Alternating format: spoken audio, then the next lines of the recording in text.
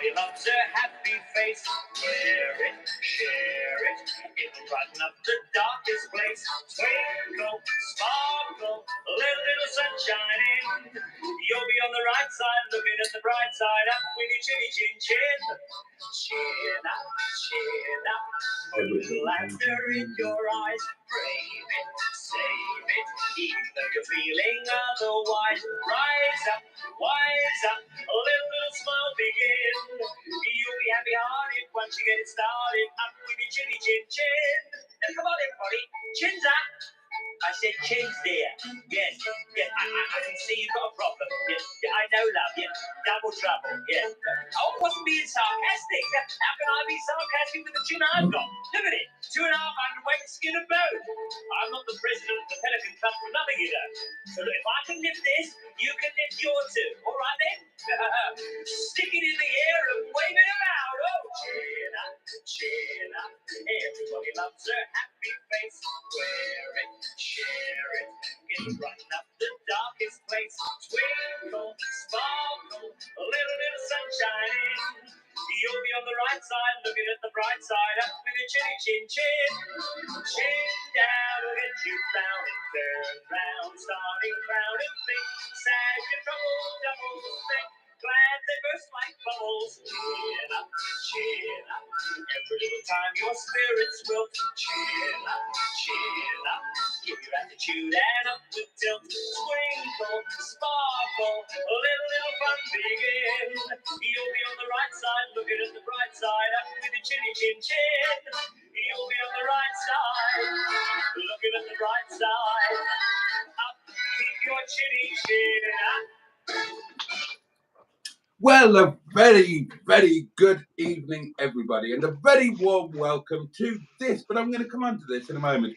Firstly, I would like to thank the late, great Sir Bruce of Forsyth, who very sadly no longer with us, spending time being dead for tax reasons. And a little known fact is that she's buggering off. Half of his ashes are buried and set at St. Tudnose Church. Bollocks again. Do you mind, please? Broadcasting here. Yeah, half of Bruce is laid to rest at St. Tudnose Church on the Great Orme in the mighty city of Llandudno. But yes, a very warm welcome to Emma and Boaty's pre-birthday Monday Night Live, because we are here for an early celebration and to launch into Emma's birthday. Now, I need to make it clear, it's not the big one. The big one is next year, all right? So don't be under any misunderstandings. This year, Emma is just going to be 59, and we are here to help her celebrate it. I look beautiful for it, though, don't I? You do. You had an easy paper out, you did. So we are going to be with you for, at the very least, the next 2 hours, and there's going to be fun and jollity, and we're all going to be windswept and interesting, and you, the community, will be your normal, splendid selves. We'll get miles behind on the comments, and there'll be all sorts of other fun as well. Who knows what's going to happen, but thank you for joining us, and it's wonderful to be here with you, isn't it, Emma? Well, it is absolutely amazing, and I have to say that I can't think of a better bunch of people I would like to spend my pre-birthday evening with. I was lamenting on my statuary video today that nobody wants to spend time with me on my birthday, and actually, why was I saying that? Because look at all these people who are here tonight, and you weren't saying that. I watched that bloody video. It was all about the lack of presents. Or that if you did get presents, they weren't suitable. It wasn't. You didn't watch it properly then.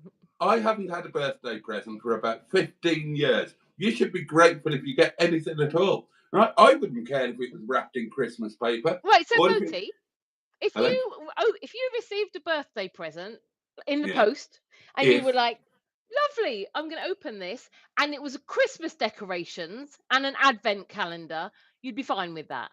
Yes, because it would be a birthday present and I never get any. It's about being grateful. Right, everybody send Boaty's tinsel and advent calendars for his birthday this year. I'm sure he'll be delighted. We've just heard that Boaty would love to receive advent calendars, tinsel, baubles, anything jangly. Send it to him, and he will absolutely be delighted to open them on his live stream on his birthday. So, yeah, get them in the post. There I we go. really would be. Lots of gifts I coming to would you. be delighted. I'd take them to the restaurant, fake a receipt, and get the money for them, and we'd use them in the restaurant. No problem at all. So yeah, bring it on. That's what I say. Well, there we go. Anyway. Should we make an early start on the comments rather than blathering on for hours? For a change, yeah, for a change. Yeah. Would you like me to lead off? Yeah, you're good at that. Okay, right. What's that noise? What noise? Okay, my microphone disconnected itself for a bit. It's just told me it's connected again. Don't know why, but that's what the noise was. Presumably you can all still hear me, so yeah, you carry on. Water. Have you tried it? It's great. Right, yep, me too. The first cab off the rank on this rather splendiferous evening of celebration was none other than our dear friend Paulie Galtieri, also known as Richard. And he opened the proceedings with, "Good evening, Boaty, Emma, and everyone tonight," which is a wonderfully all-inclusive greeting. Jimmy Quinn is also with us. Good evening, Boaty, and happy birthday, Emma, and good evening, all. Richard also says happy birthday, Emma Carroll. C is with us. Hello, Boaty and all the community, and happy birthday, Tracy P. Oh, is it Tracy P's birthday today? Yes, it is. Yeah, I said it in the Facebook group. Yes, happy birthday, Tracy P. I hope you've had a fantastic day if you're here. Right. You know what that means, darlings? After 3, 1, 2, 3. Happy birthday to you. Happy birthday to you. Happy birthday, dear Tracy. Happy birthday to you.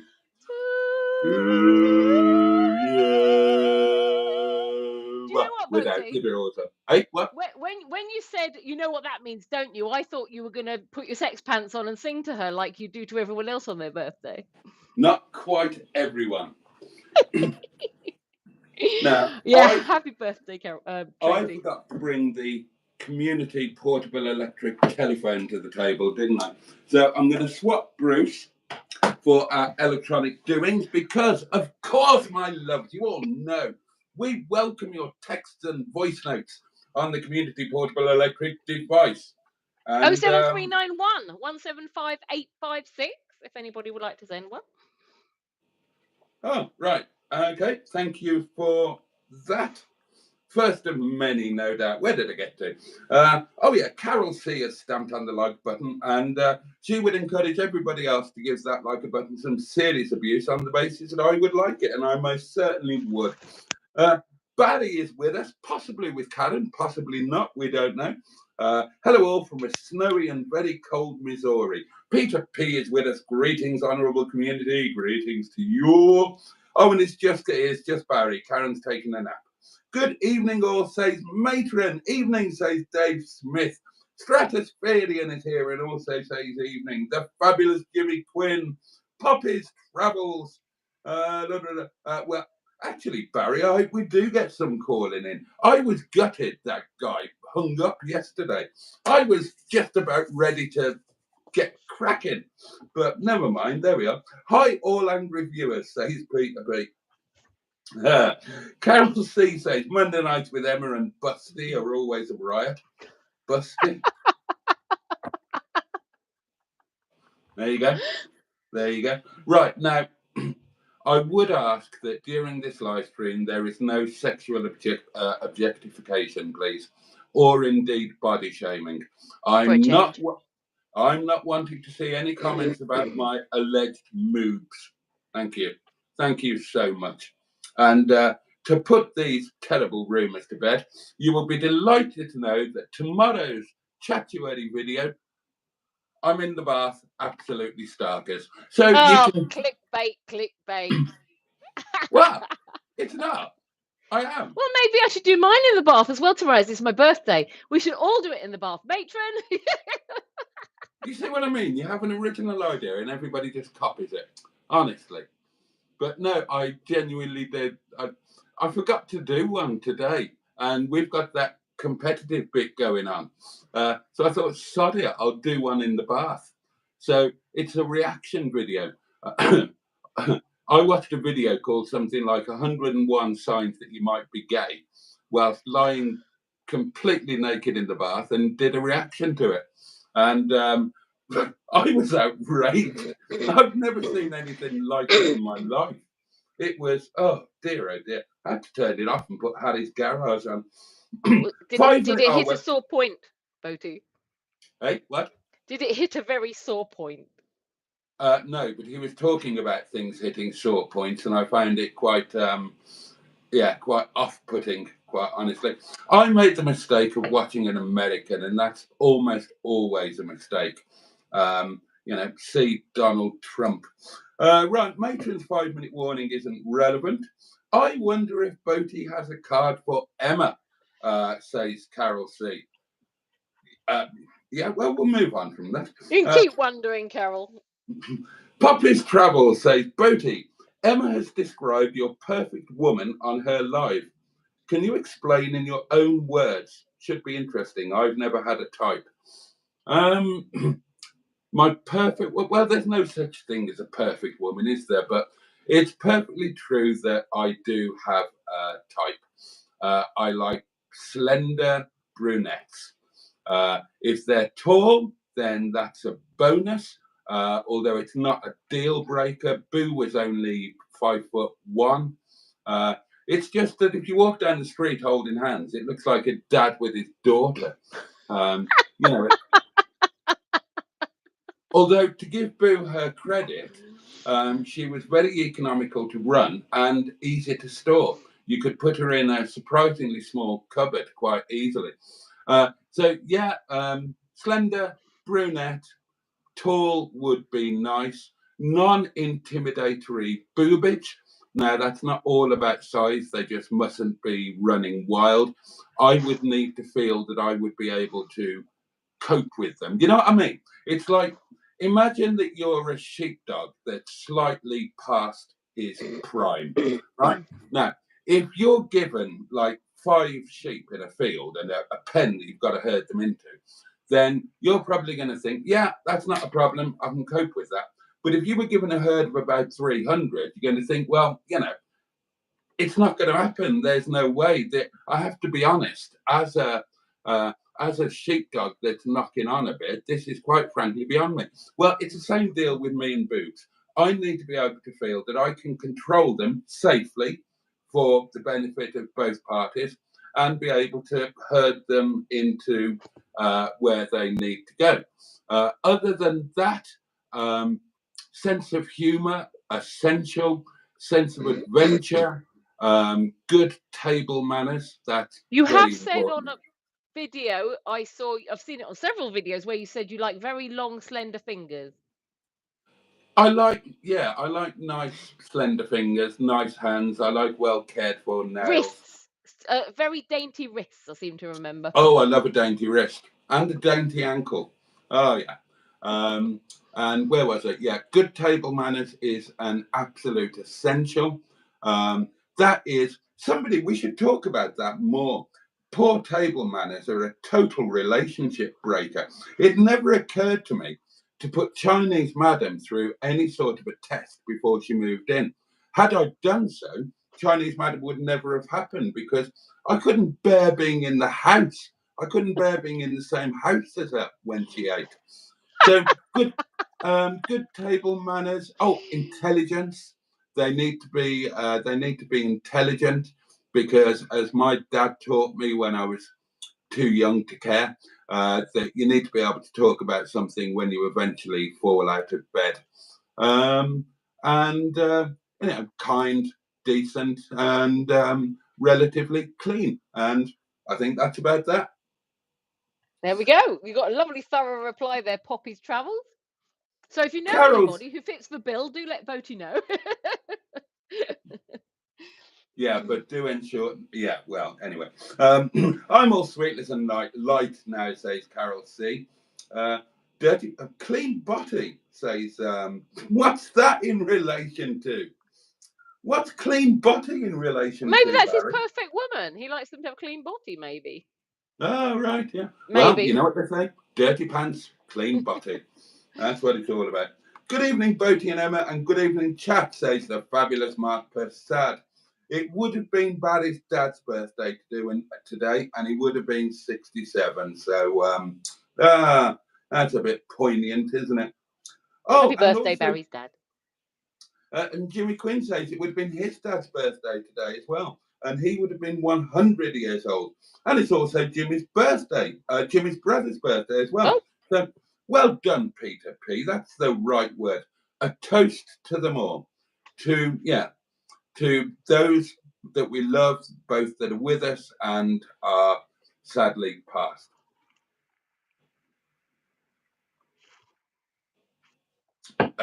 There we are. I can tell you my perfect woman, says Barry. Collars and cuffs that match. Well, does that bother me? No, that doesn't bother me. Nice breasticles and a big gun. So Karen, essentially. Well, thank you for letting us know that she's got matching collar and cuffs there, Barry. I'm sure she'll appreciate you sharing that. I do But, like a man with a big gun, I have to say. You're proud of it, so there we are.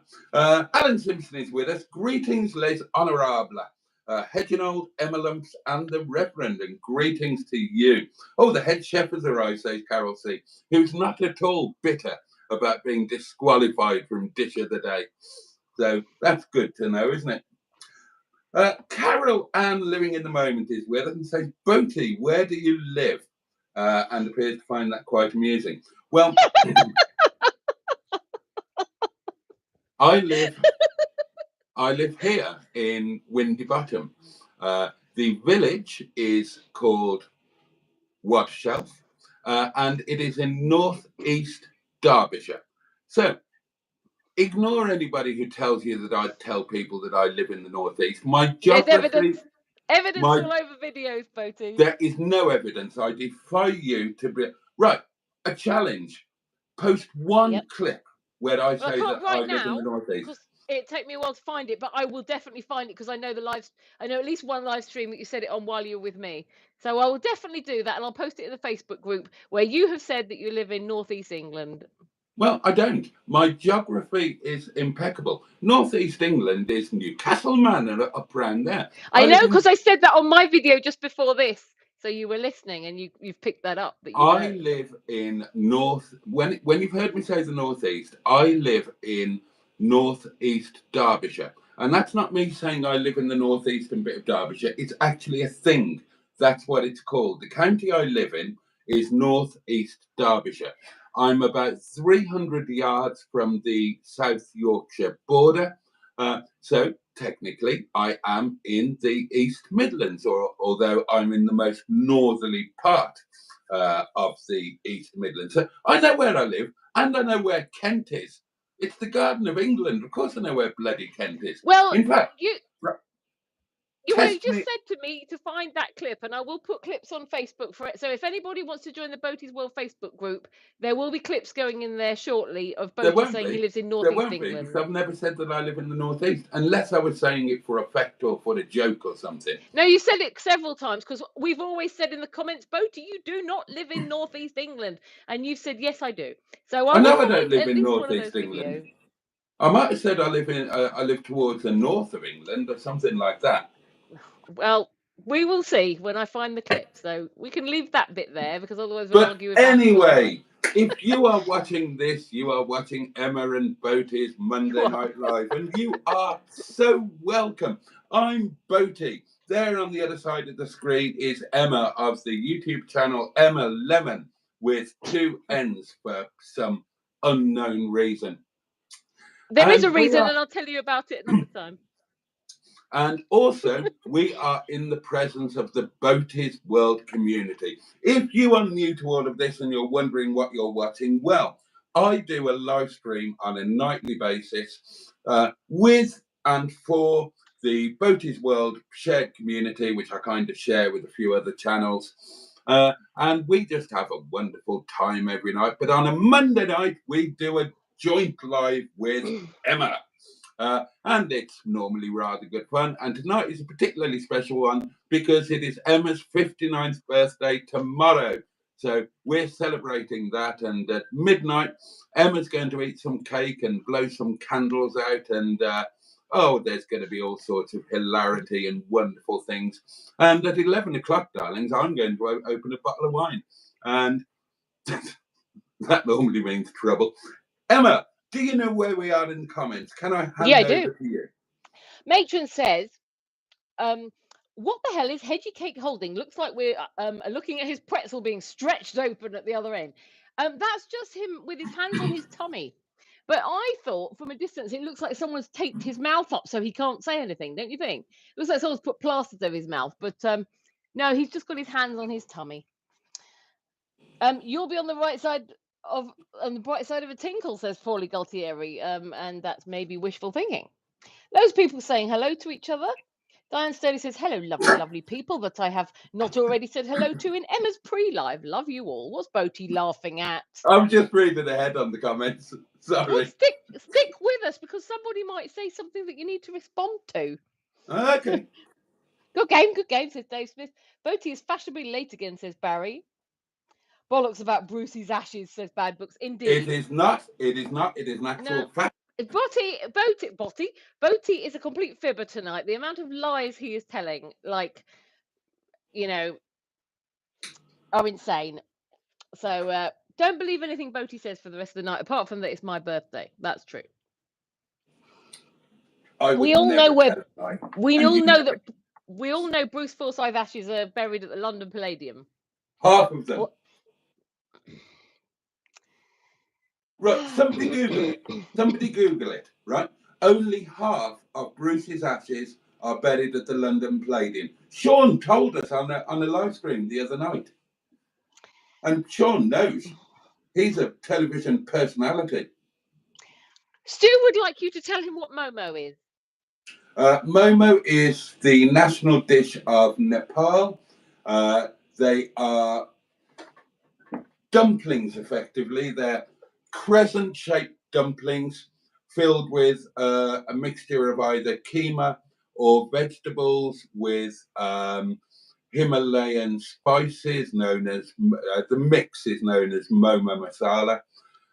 They are normally served steamed with a tomato, chili and sesame Momo chutney. Very spicy indeed. They can occasionally be deep fried, or they can be served in a soup, which is known as Momo jol. And they are basically one of the nicest things that you'll ever put into your mouth. Paulie Galtieri, is that Richard? I keep calling him Paulie Galtieri. It is Richard. Oh, and if anybody would like to buy some Momo, you will struggle. You can't buy them in any... We can't buy them anywhere in the UK. You just can't, except you can. There's one place, only one place in the whole of the United Kingdom where you can buy Momo. Here.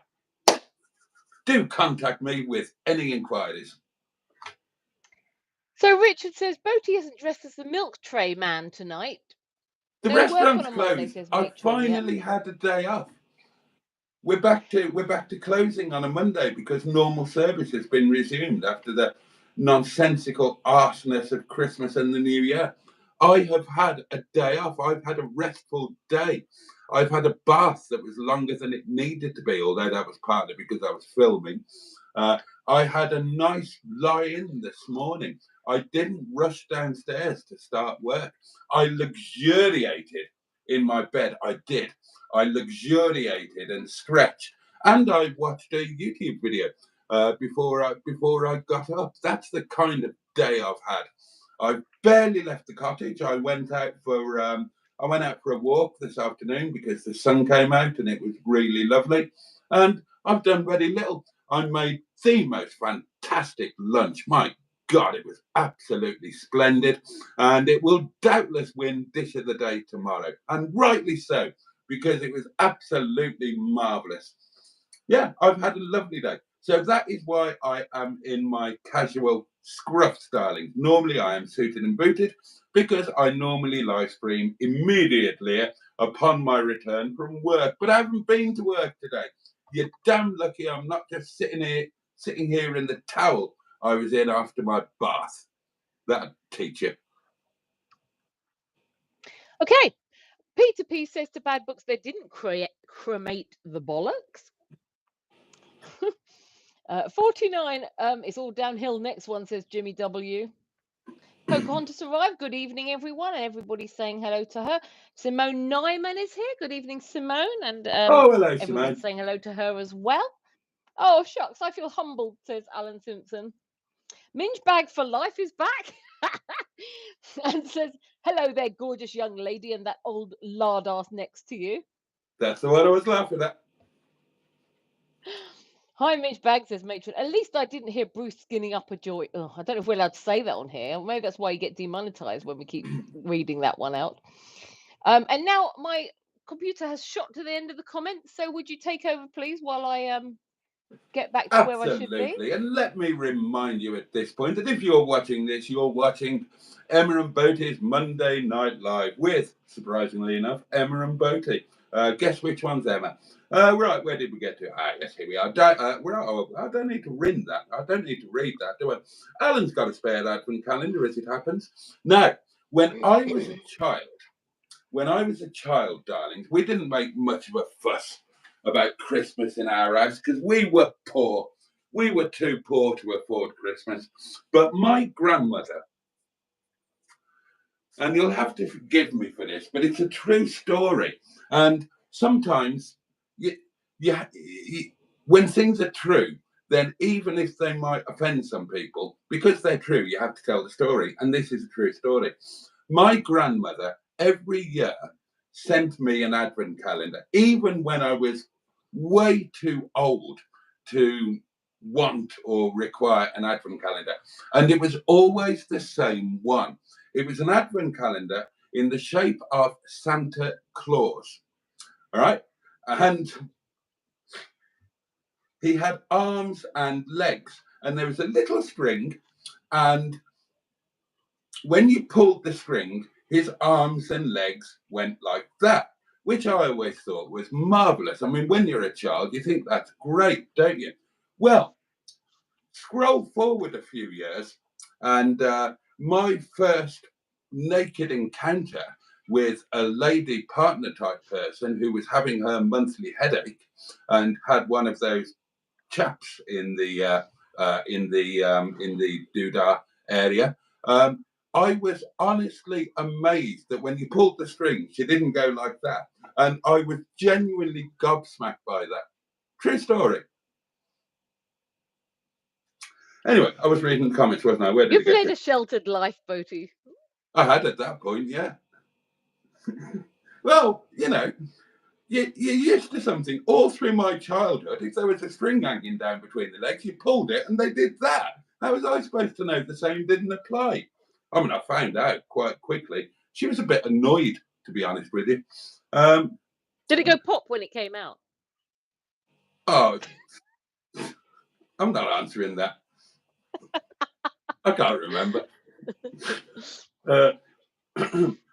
Stu's eating a trifle. He's not keen on the jelly. Lord Stiff Upper Lip is with us and says, good evening, y'all.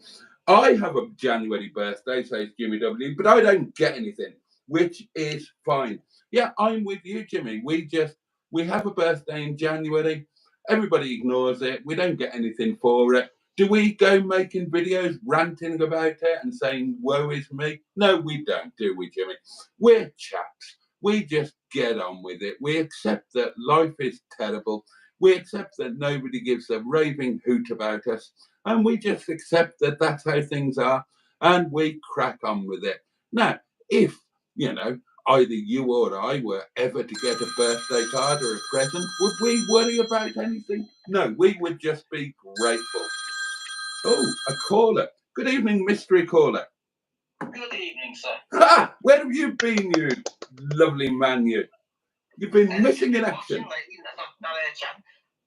noticed in Emma's video today. Yeah. About the Christmas paper. Yeah, didn't she whinge? Didn't she go on? I'm one of the guilty ones. I turn the paper inside out. Ah.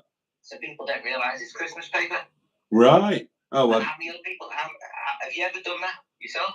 Well, I've never sent a birthday present, so no. How many people in the community have done that then? Have they done the Christmas presents in? The Christmas wrapping paper they bought, in the sales? And I've never used Christmas wrap. I genuinely, when I was married, I wrapped them all in tinfoil. It's so easy. Yeah. I know family members to recycle the Christmas paper and stuff, or birthday paper, give it to someone else. Yeah, it's all too much faff. It's all too much faff. And, and the problem with doing all of that sort of thing is you build up expectations. And then if the expectations, if the reality doesn't meet your expectations, you end up making ranty YouTube videos about it. Yeah. Also, did the postman come with a bus pass today? A free bus pass? Oh, for Emma? I don't know. Emma? Did your free bus pass come today? No comment. Oh. Because when you're 65, your bus pass comes, doesn't it? She's not 65. You're not my favourite anymore now, Stephen Parry. She's 59. It's not the big one until next year. And I think she might be a bit sensitive about it. So just say in her 50s. Don't say the actual age. All right, she's in her 60s, everybody. Now, we all like to wish our Emma a happy birthday. Yes, thank you, absolutely. Mr. Parry. I hope she has a lovely day tomorrow. Oh, she won't. Thank you very much. She won't. It'll be very disappointing, and that'll be the thanks, subject. Boaty. Well, it will. You've set it all up. You told us in your video it's going to be bloody awful. Nobody's going to do a video of what presents she actually got. She won't get any. She's told us it's going to be an awful day. She's going to be tired because her sleep pattern's all to buggery. They've all got to. They've all got to get up in the morning because the kids are going back to school. Everybody's going to be in a thoroughly miserable mood. Nobody's going to ask her to go out for a drink or anything like that. She won't get any presents. I can still have a pleasant day, though. Oh, well, you could have, but it didn't sound like you were going to. Anyway, how are you, Mr. Parry? Not too bad, thank you. She wants to badge when she takes a little into school, so I'll wish her a happy birthday. Yeah, maybe she could wear. That's the oldest trick in the box. That's what you usually do for a badge, pick the kids up or something. That's a good idea, actually. I had a badge ready to wear. Oh, here it is. I was going to wear it tonight, but I couldn't find it, but I found it now. Maybe I should put it on. Good idea. Yeah, do it for the school run. I try not to burst one of my balloons. And maybe get a T-shirt printed saying, no friends give presents. Yeah. What are you saying? Your washing machine's buggered? Yeah, the washing machine packed up, so I have to get a new one. Oh, dear. Coming tomorrow. Good job you're rich, isn't it? I wish it was. I've got a standing guarantee. I know if it does break, I'll get another one. Ah, there we are. There we are. That's sensible. I have to laugh about the Coke one you did today. Oh, yeah. The taste test. Yeah, I balled that up, didn't I? You can't really tell though, sometimes till it goes flat. Well, they could tell. It was only me that got it wrong. They didn't even have to taste it. They could tell just by smelling it. But then I have no sense of smell. So maybe that's why I failed. It used to be like with the virgin Coke, it used to be hard to tell the normal Coke, but I can't remember which way around it was. It's like the virgin Coke, so the Coke didn't taste far off the other Coke. Right, who here is old enough to remember McDonald's cola? And you'd go into McDonald's. We didn't, obviously, we were too poor. But the other people would go into McDonald's and say, oh yeah, and a Coke. And they'd have to say, it's McDonald's cola. Is that okay? Go on, who remembers that? You remember that? You used to go all the time with my father when we stopped the shop. Used to often go. Oh, okay. Used to be a regular thing on a Sunday. And if it was a bank holiday, we'll go for our breakfast at the Happy Eater used to be. Oh, bloody hell, the Happy Eater. Blimey. Yeah. No wonder they went out of business. Their logo was somebody sticking his finger down his throat. Wasn't it? It was. It genuinely was. I used to like the little chef and also the OK diner to get a business breakfast just so it looked good. I'll have one of your business breakfasts, please. What's a business breakfast? I don't know, it just sounded good. I can't remember what it was, but it just sounded good. Oh, okay. Maybe Me and my cousin were about 18. We hadn't long passed our test, so we went, so it sounded good. Fair enough. Speaking of food, what have you had today? Today, I had roast beef. I was going to have yesterday. Didn't have it yesterday because I felt like it was yesterday. Oh, snap. I had roast beef too. Roast beef and new potatoes. Sorry, roast beef and roast potatoes and peas. Snap. Oh, I didn't have peas. They're disgusting. And followed by with posh coffee. Of course. Yeah. Any chips today at all? No, not today. Didn't have chips yesterday. Just had soup yesterday. Bloody hell, 2 days without chips. God, you must have been feeling under the weather. Yeah, it was. Oh, bless you. Hope you feel better, mate. All right, cheers. All right, have a good birthday then tomorrow, mate. Look forward to watching. Thank you very much, Mr. Parry, sir. Okay. Take care, mate. Catch you soon. Right. Hope you'll have fun next week in the hotel. Oh, thank you. I'll try. Okay. Me and Hedgie. Lovely place, London. I love it there. It is. It's great, and I've never stayed in that hotel, and I've always wanted to. So yeah. This year you need to go with Emma again because she enjoyed it down there. She did enjoy it. She loves London now, don't you, Emma? I do, yeah, indeed. Okay. Have a good evening. You too, mate. Thank you. Bye. The lovely Mr. Parry there. Indeed. Right. So, who was doing the comments? I can do it. Peter P would like to know if I'm hearing classical music. No, I'm not. Council Pop, says Richard. As long as she's not hearing Jesus, says Matron. God, prayer, love and light, says Kenneth Grindley. Leave a voice note, 07391 175 856. I would love it. If anybody would like to leave some voice notes for when it gets to midnight with birthday messages, that'd be quite nice. Happy birthday to Tracy P. Everybody's saying if Tracy has arrived since the live stream started, happy birthday. If we spot you in the comments, we'll serenade you. Again, I think we did earlier. We missed it. You missed it. Barry Tone in the hillside, says Stu. Tracy P. Happy birthday. Kenneth Grindley says, I lived in a small country town. I got bullied all the time. Oh dear, that's not very nice. People shouldn't bully anybody. I'm not going to read that one because I don't know if I'm allowed to. Bad Book says, dinner was prawn mayo, sarnies, and tea was homemade egg and bacon pie and sprouts, leeks and green beans. Any picture for the Facebook group? And people are saying happy birthday to Tracy again. Gosh. I escaped the madness, although I was sober, says Kenneth. Okay. I can't. Oh, there it is. Rent Lettings is here. Says happy birthday to Tracy P. People are saying hello to him. Nick. Greetings to Inner Scrotum and all, says Chaz Brown. People are hoping Matron feels better. People are saying hello to Chaz. People are saying hello to each other. Busty wench, says Stu. Matron says she's very much improving all of the time. Now, Jimmy W, for some reason, says equalizer. Not sure why. Simone Nyman says, oh, that's because you're talking about something from last night, maybe.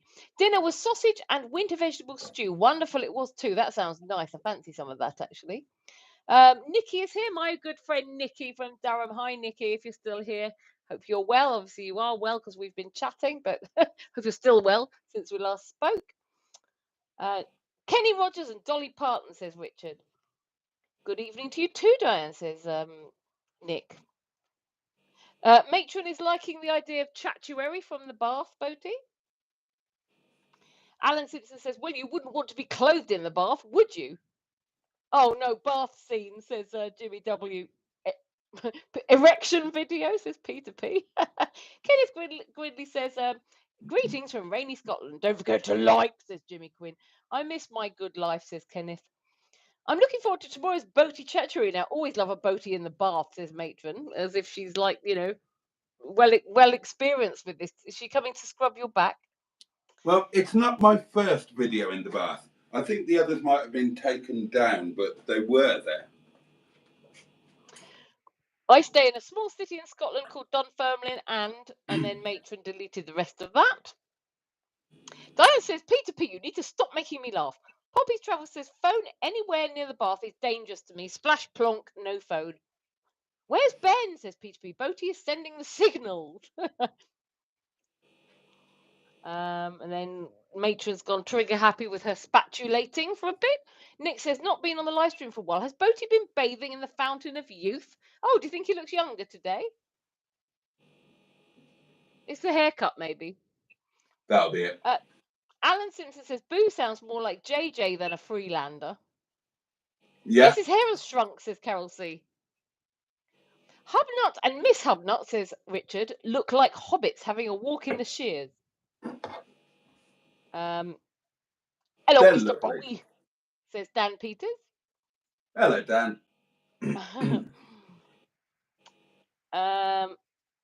We do have a spatula, says Diane to Kenneth, and obviously we do because he's been well spatulated by Matron tonight.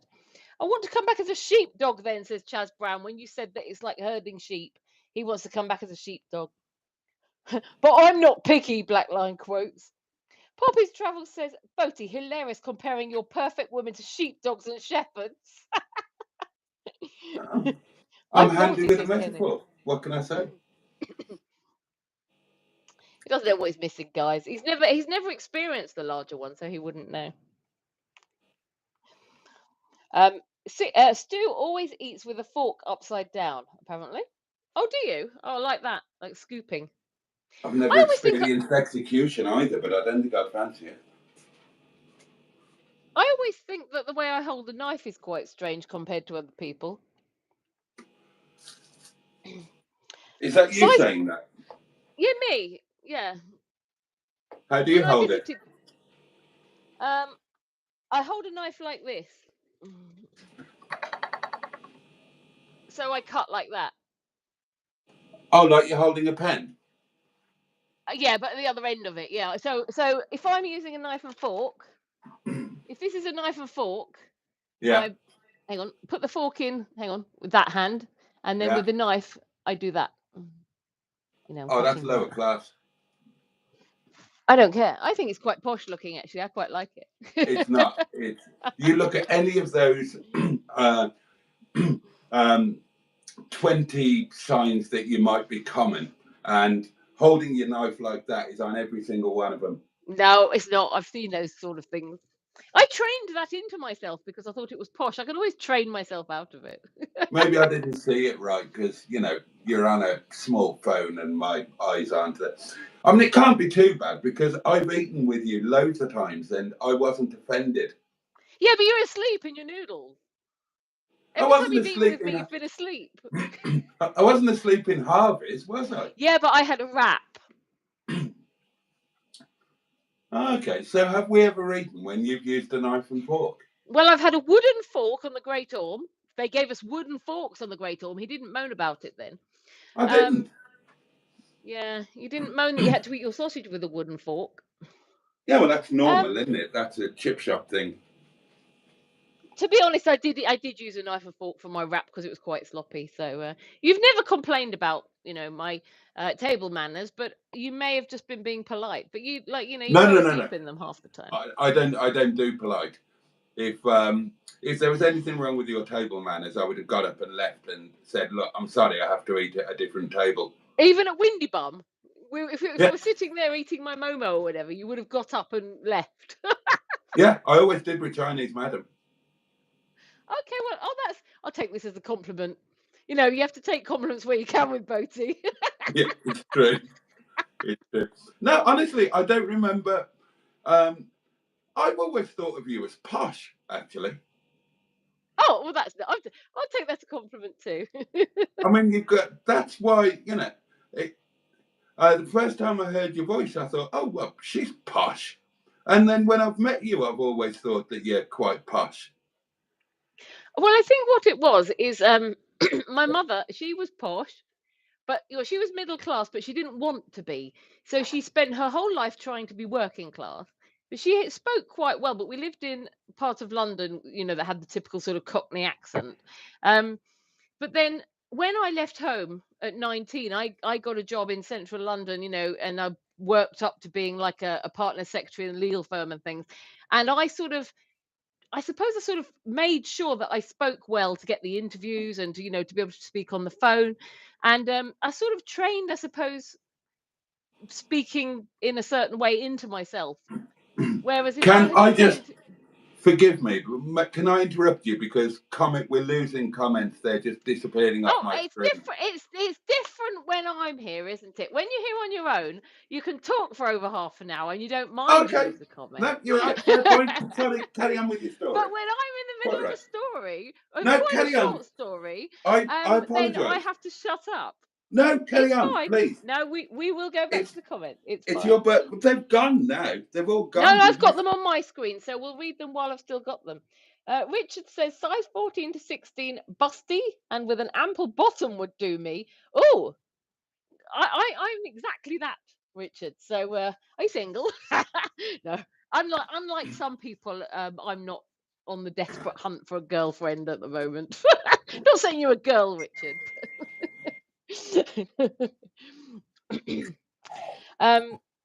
Truth do classy eating, says Diane. Hedgehog of truth.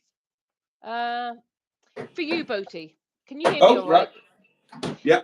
Did any of the former Mrs. Boatys, so exes, I suppose, beat you in a game of That's My Pilchard?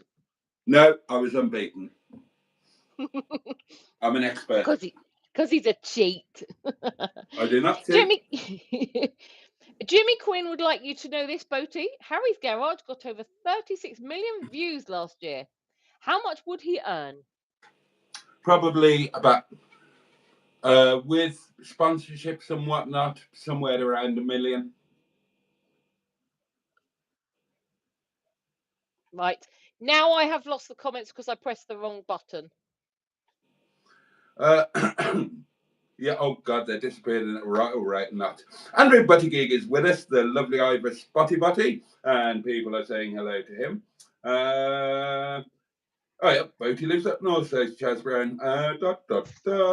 North East England, that's where the Pink Panther lives. Durham. The north starts at, arguably, Macclesfield, says Stu. Well, I'm geographically, I'm on about the same latitude as Macclesfield.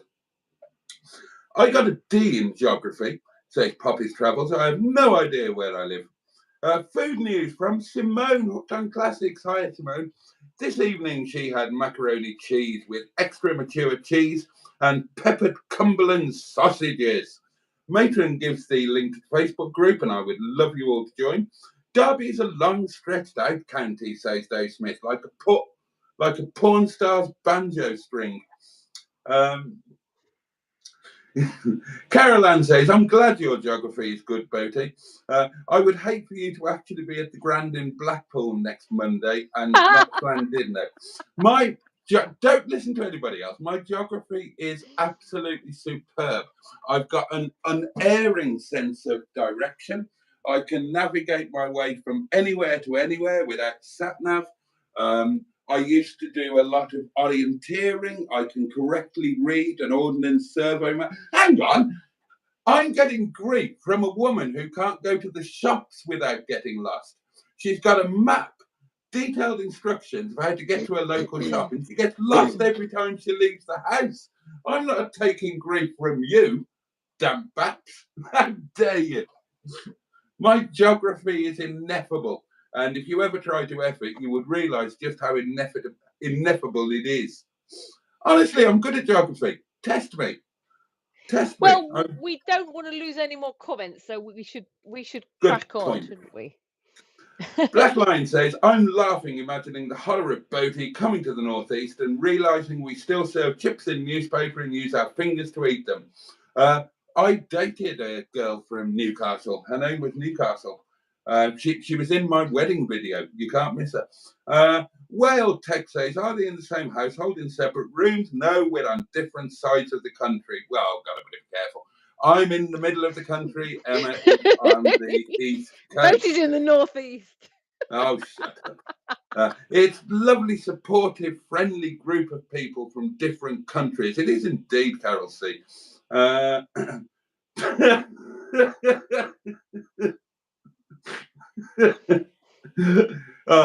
Ken and Kenneth, the Fast Show. Well done, Barry. That's a good one. I can't read that out. I can't read that either. This community is like the League of Gentlemen, and you need to Google that if you don't know what it means. Oh yeah, I saw the video. Momo says to you, oh dear. God. I can't see these, so I'm in a meeting tomorrow, says Poppy's Travels, all day. And I'm still trying to work out how to watch chatty-weddies of people in the bath without getting fired. Oh, it'll still be there when you get home unless YouTube take it down. Why wait until 1st of March, says Pingu? We all know what's occurring. Hashtag hiding open closet. There will be nothing happening on the March of 1st. We've got a cunning contingency plan to prevent me from being forced into being theoretically gay. Not going to happen. Where's the hedgehog gone? Oh, I couldn't see it. Well, we're vertical, aren't we? So if I put him where he normally is, he's out of shot. Yeah, no, I can see him now. It's fine. They can all see him as well now. I can't read that. Greetings from Germany, says or just Allah or guest. Apologies if I pronounced that incorrectly. But greetings to Germany, and a huge shout out to anybody in Germany that happens to be watching us now. And if you are watching us now, you are watching Emma and Boaty's Monday Night Live with me, Boaty, and Emma of the YouTube channel Emma Lemon with 2 N's. Please there's do a subscribe lot of to my League channel. of Gentlemen quotes going on about Guten Abend, says Barry. Nice bit of German there. Guten Abend, wie geht es? But no, I can't read that one. You never tell lies, Boaty, says Jimmy W. And it's true. It's true. Only when it suits me. I only ever tell lies when it suits me. A voice note from Bonnie Tyler would be nice, says Peter P. Mr. Parry has been released, and we've heard him on the phone. Boaty does talk complete sense, says Bad Books, and you're right, I do. Boaty is rubbish at present. I'm absolutely terrible. Too much faff indeed, says Andrew Home. You understand indeed.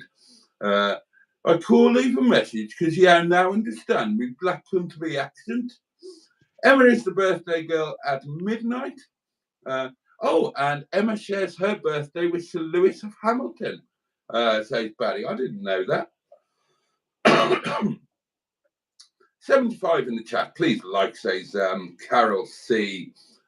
Take that. No, we don't need to read that one out, do we? Is it too late to organise a strippogram panto horse to show up at Emma's front door singing happy birthday with a bunch of parsnips? Oh, dear. I love McDonald's root beer, says Matron. I'm old enough to remember smoking in McDonald's, the little silver ashtrays. I remember those. Boaty, get out of the cupboard and take Emma out for a birthday treat. Top Boy is with us and says, there's my favourite 2 people. The girl is a naughty one. Ah, you know it. John Stape says, how much is the bidding at to shag the one on the left? I don't think I've got enough money for the one on the right. Boaty, you're the one on the left. I know. Emma Lemon, your wifey material, Top Boy would like you to know. All right, thank you, Top Boy. I think. Is it me? I can't understand a word that the caller is saying. That was the lovely Mr. Parry, of course. There are some references to a couple of things here that I don't really need to read out. Happy birthday, Capricorn. Mine was yesterday, says Top Boy. Well, happy birthday for yesterday. I'm caught up with the comments now if you wanted me to take over at all. After this one, Carol C says, Hedgehog a truth question. What was the song from the song quiz? I can't tell you because then other people will know. I don't give out the answers publicly, and that way anybody can join in at any time in the future. But I will tell you privately. Emma, over to you. Yes, so Barry is... Oh, it's almost 1 o'clock. It is, yep. Barry is telling us again that Karen is asleep. Top Boy says, thank you, I appreciate it. Stu, did you ever hand shandy before bed? Richard would like to know. Peter P says, Kelsey, was it Chocolate Salty Balls, the song? We're all good here, says Everybody, Stu. have you seen my balls are big and salty and brown? If you ever need a quick pick me up. Sorry, carry on. Oh. Well, Diane says, hello, lovely Hugh. Happy birthday. Who's Hugh? I'm a bit lost with that one. Hugh Hefner? Pingu Concord says, Captain Horseradish, where art thou? Captain Horseradish might pop up later. Let's get rid of this water. Let's get rid of the water. Let's Barry pour says, the wine. Because wine is really wonderful. It makes you feel so fine. Matron is disappointed. Dave Smith says, although watching this stream looks like League of Gentlemen, I could forget my prescription. It's a chicken and egg situation, says Stu. I think we need to see how your plants are doing in the parlour, Boaty, says Poppy's Travel. They're doing great. I'll film them tomorrow. Are they still alive? Yeah, thriving. Or are you having to pop out and buy some more?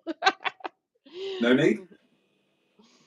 A matron is reminding people if they would like to leave a voice note, it's 07391 175 856. Has no one phoned Emma Tracy, says Dave? No, they haven't, but it's not actually my birthday till gone midnight. So if any voice notes coming in, maybe Boaty's saving them up for then. Maybe. Maybe not. Stu would like a real cutlery demo. Top Boy says, already subscribed and cheers. I will do soon. I think that was the Facebook group or voice note, maybe. I'd love a live stream in Boaty's parlour, says Paulie Galtieri. Yeah, we should do that, really. We should do that when I visit, whenever I get to visit. Yeah, that'd be fun. And Cutlery Gate again, says Andrew Buttergeek. Stu says he can use chopsticks at a pinch and if he's hungry enough. Boaty, have you got genuine butter knives with the square handles, says Richard? I did have, but I gave them to Mustard, and I thought I had some more, and I didn't. So they were all in the picnic hamper that I gave to Mustard. So I don't have any at the moment. And interestingly, Sean picked up on that and said that I must get some, and I completely forgot. So yeah, I will get some. You should have a proper butter knife. Jimmy W says there is nothing wrong with being common, Boaty, and that's true. I agree. Nothing at all. Stu says use 2 coffee stir sticks. It can be done as chopsticks. Prim and proper, says Richard. We are common people. I met her in a supermarket, says Andrew Buttergeek. Top Boy says no British have table manners, but I like sitting at the table. I'm an East Ender. Do you think no British have table manners? I think they do. I think some do. King Charles does. He has lovely table manners. I went for a burger with him once at Burger King. Exquisite. Absolutely exquisite. Right. Diane says something I don't understand, but it sounds interesting. Quotes from Log, L-O-G. He has League made of Gentlemen. right. He has made me do things that would make a whore blush, she says. Yes. Poppy's Travel says, I'm like Beckham. People think I'm a posh bird till I open my mouth. You want to live like Boaty people, says Richard. Hello from Lytham St Anne, says MT. Lytham. Richard says Top Boy. Oh, is it Lytham? I think so. Okay. Hello. God, and they say I've got no geography. Oh, Poppy, you're posh, says Stu. Greetings, Snowplow, says Dino Dad. I will just say that Poppy is actually a very posh name. I dated a Poppy. We're still Facebook friends, and she's very posh. She was a very famous ballerina. Yeah. I'm not sure. I don't know if Poppy's name is Poppy though. Well, neither do I, but it's her YouTube name, so Yeah. so she's YouTube posh at least. It's funny that, isn't it? That you sort of assume that people's names are, one does, not you necessarily, but one assumes that their name is one thing, and then you find out later on it's completely different. Like I genuinely thought Barry Scrotter was called Barry Scrotter until I found out he wasn't. So Ross is here, and everyone's saying hello to him like crazy. Pigeon brain, says Stu. Oh, and Miss Simone, I think. Hi, Simone, says Matron, and so did I. So hello, Simone. I said hello to Simone. I saw Simone Nyman, but not Hooked on Classics. Maybe I didn't I hear you saw say her, hello. and I said hello. Is that Matron pinging? Yes, it's wind the clack, and it's time for the interval. Apparently, so if anybody wants to go to the loo, Matron is suggesting that you go now, but we can't really have an interval because we're too far behind on the comments. However, I will just say, cheers, your very good health, bottoms up yours, and above all, a big Emma's birthday get stuffed. Cheers, lovely. Clink. Cheers, thank you. Clink. Right, so I'll carry on with the comments as we're a little behind. Barry says, Edward, will more strangers come? Calm yourself, Tubbs. None shall come. That must be a quote from League of Gentlemen. Yes, they're all quotes. Yeah. Ross says he put his brekkie on dish of the day if it's allowed. Yeah, it's fine. Well, should be fine. Do you want to take this, or should we get on with the comments? Well, I think we should take it. We did tell people to ring, but not for long. Good evening, mystery caller. No idea who this is. It's Dave Smith. I thought I was leaving a voice note. The Greenwood said that leave a voice note on this number, and I thought I was leaving a message, but apparently I'm live. No, you are live. Well done, and lovely to hear from you. It's been a little while. How are you doing? I'm not too bad. How are you? Oh, you know me. Carry on regardless. Good Christmas, good New Year. Well, usually, living alone in a narrowboat in the Leicestershire Hills, but Oh, there's flooding at the moment your way, isn't there? Yes, loads. But Yeah, I mean, yeah, you're in a boat. Yes. Yeah, we float. So yeah, there it goes. Okay. Caught me by surprise. I think it was Tracy at the Greenwood said leave a voice note. It's because Matron will be perving over your voice, Dave. Well, tell you what, just leave the voice note that you were going to leave, and then I'll cut you off. Wonderful. Right, okay then. Happy birthday, Emma on your birthday. 59. And I know you've got a birthday coming as well, Mr. Boaty, so happy birthday. Oh, thank you. I didn't think I'd mentioned it. Didn't think anybody knew about that. Okay, then. I might phone again if I'm prepared to phone you in live. It was a bit of a shock. Okay, mate, no worries. It's lovely to hear your voice, though. Nice to hear your voice as well. Good night. Bye-bye. Oh, Matron will be happy. She absolutely pervs over Dave Smith's voice. Matron pervs over virtually everything. She's got a very active perv gland, as Matron. I must cough. 1 second. Me. Dave Smith says he joined your Facebook group and got the shits. Andrew Buttergeek says, I know, Ross. I remember the times when Boaty was able to keep up with the comments. Do you actually fall off the world when you get to Land's End? That's the extent of my geography, says Poppy's Travels. You're all called Poppy's Travels. You should have great geography. And be grateful, Dave Smith, says Matron. Diane Sturdy says to Barry, stop being so rude. I don't mean it, really. I know Fast would like you to do the birthday bumps. Good evening, Emma, Boaty, and all in chat, says Trisha Alderman, who is my birthday twin. So at midnight, it becomes her birthday too, and Bernard's, in fact. So all three of us. Yeah. So at midnight, my birthday, Trisha Alderman's, and Bernard's birthday will commence. So, and can I just say very best wishes to Paul, Trisha's hubby, and we all hope you feel much better very soon. Yeah, he's been a bit poorly, hasn't he? He has. Right, so just scroll down a little bit and try not to lose all of this. Barry says Steve Pemberton was my favourite in that. Poppy says Boaty fell off a Liverpudlian lady. Does that count? You'll never live that down. I won't. What did you falling off me?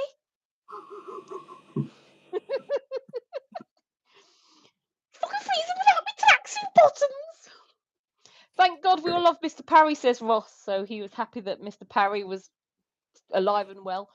Simon Day was my favourite in the Fast Show, was Barry.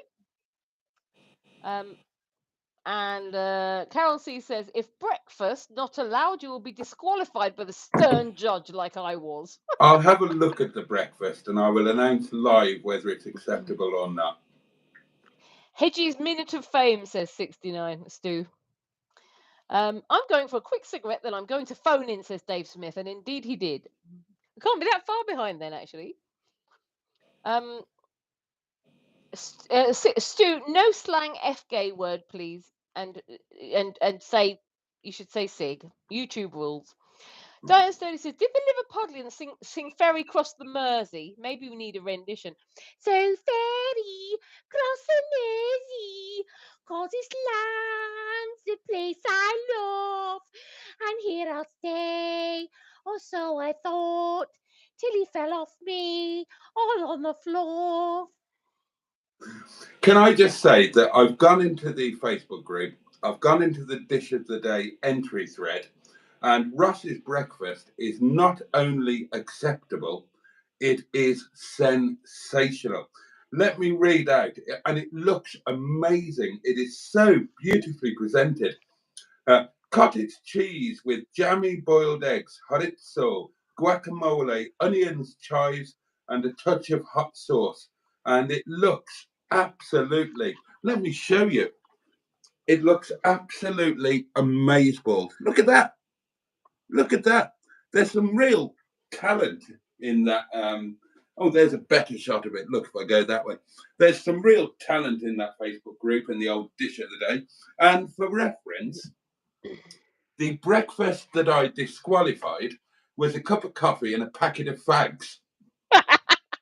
Oh, Boaty, are you going to let everybody know the gate that you've invented for Carol C wanting to post her same photo from before? Do you remember you sent me a message and said what you're going to call it? Duplicate. Duplicate. I like that one. Yeah. Carol C. Loveliest of people, but my bigger God, cheat than you, Boaty. She's causing havoc in Dish of the Day. Absolute havoc. I like the fact that Boaty isn't the only cheat around here. I am not a cheat. Beaten at his own game. You cheat at That's My Pilchard. I do not. You and Carol C need to have a game of That's My Pilchard. Yeah, I'll take on anybody. I am the unbeaten champion. No, you're not. Oh, is it Top Boy's birthday? I see Peter P saying happy birthday to him, but I didn't see if it is happy birthday. It was yesterday, I think. Matron says that, not Matron, Simone, I'm losing the plot. I'm at that age now, you see. She says she has deposited a voice note. Would you like to play that, or shall we keep going for a bit?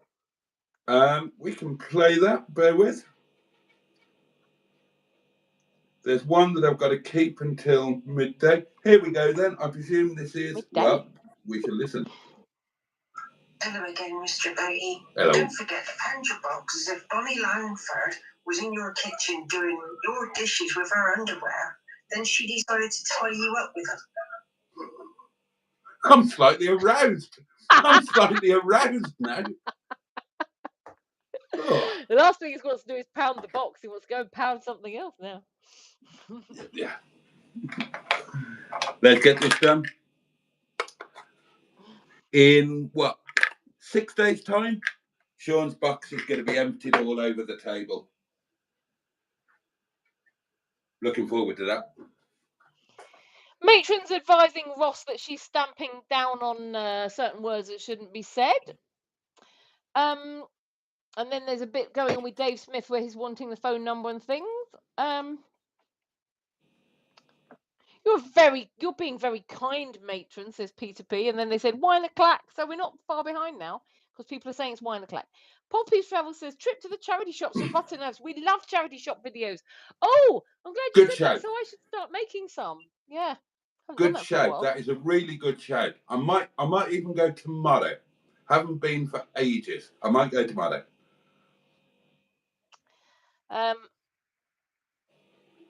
Right, you're gonna have to take over because I've shot down a bit. Pendulous Knocking says happy 30-something birthday, Emma. YouTube posh, I'll take that, says Poppy's Travels.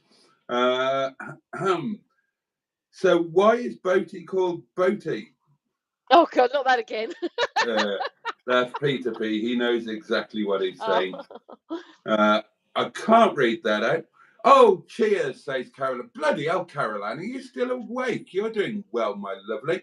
Out there on the east coast of England in your camper van. Oh, squiddled away all warm and cozy and safe from the elements. We were actually talking about that last night, me and Emma. And because Emma was talking about the rain in your live stream, weren't you?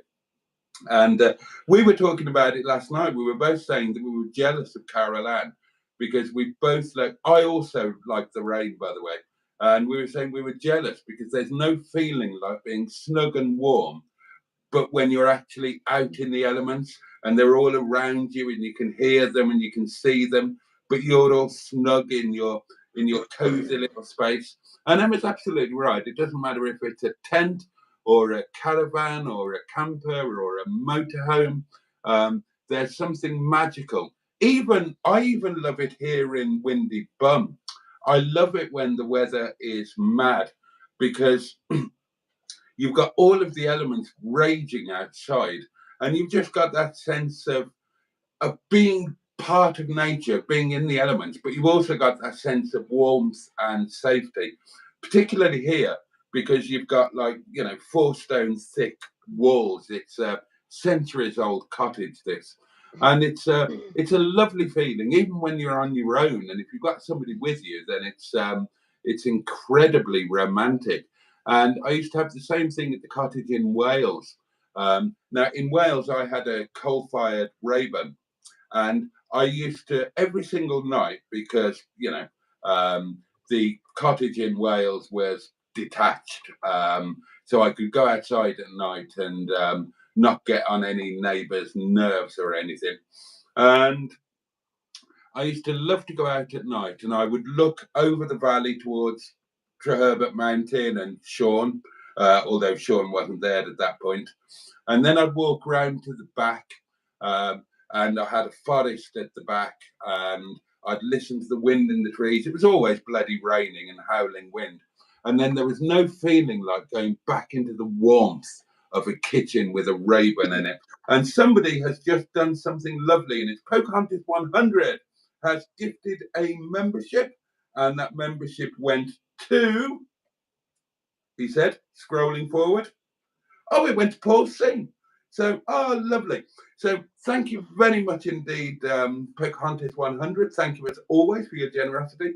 And welcome to channel membership, Paul C. Right, let's get back to... Can I just say, though, on that subject of being indoors, even now, it's freezing cold outside, but if I'm tucked up with my electric blanket on in my room and it's pouring rain outside, I will open the window. I just love the sound of the rain falling. I love the fact that it's freezing cold and the rain is falling outside, but I am really warm. I absolutely love that. I'm indoors and I'm warm, but I want the window open so I can hear the rain. I absolutely love that. Do you know what I think it might be? It might be an embryonic womb thing. Maybe it triggers something that subconsciously that makes you think you're back in the womb or something like that. Well, I often wondered if it's because my mum hated me being out in the rain. You know, it's raining, come in. You're not allowed out, it's raining. And I would think I want to be out there, and I wasn't allowed. And I wonder if it's something to do with that, you know, that then always having wanted to be out in it, you know, I'm then not when sure I'm old enough to be. I love it. I feel exactly the same way about it, but I used to be out in it all the time because Okay. I was training or racing 6 hours a day, so I was always out in the rain. But talking about that, when I was training, when you're racing, you just got to get through it. And I saw the funniest thing. It's amazing. If you've never been an athlete, certainly an endurance athlete, then you won't know some of the stuff that you go through. The things that you have to just do and go through when you're an endurance athlete during a race are unbelievable. And a thing came up on my Facebook today, a genuine thing, not a made up thing. And it was a television clip of a marathon runner, a female marathon runner. And they were doing a panning camera going with her. And she said, I've just had to shit myself. Can you not show my ass, please? And that made me absolutely howl because it's a thing. It really is. It really is a thing. I remember racing in Italy, and there was a guy who was way up there on GC. I think he was second overall, and he was expected to take the lead in the next couple of days. And he had the Barcelona squitty quicks. He had an upset stomach. And I can remember climbing a mountain. And I don't mean climbing like that. I mean climbing a mountain on a bicycle.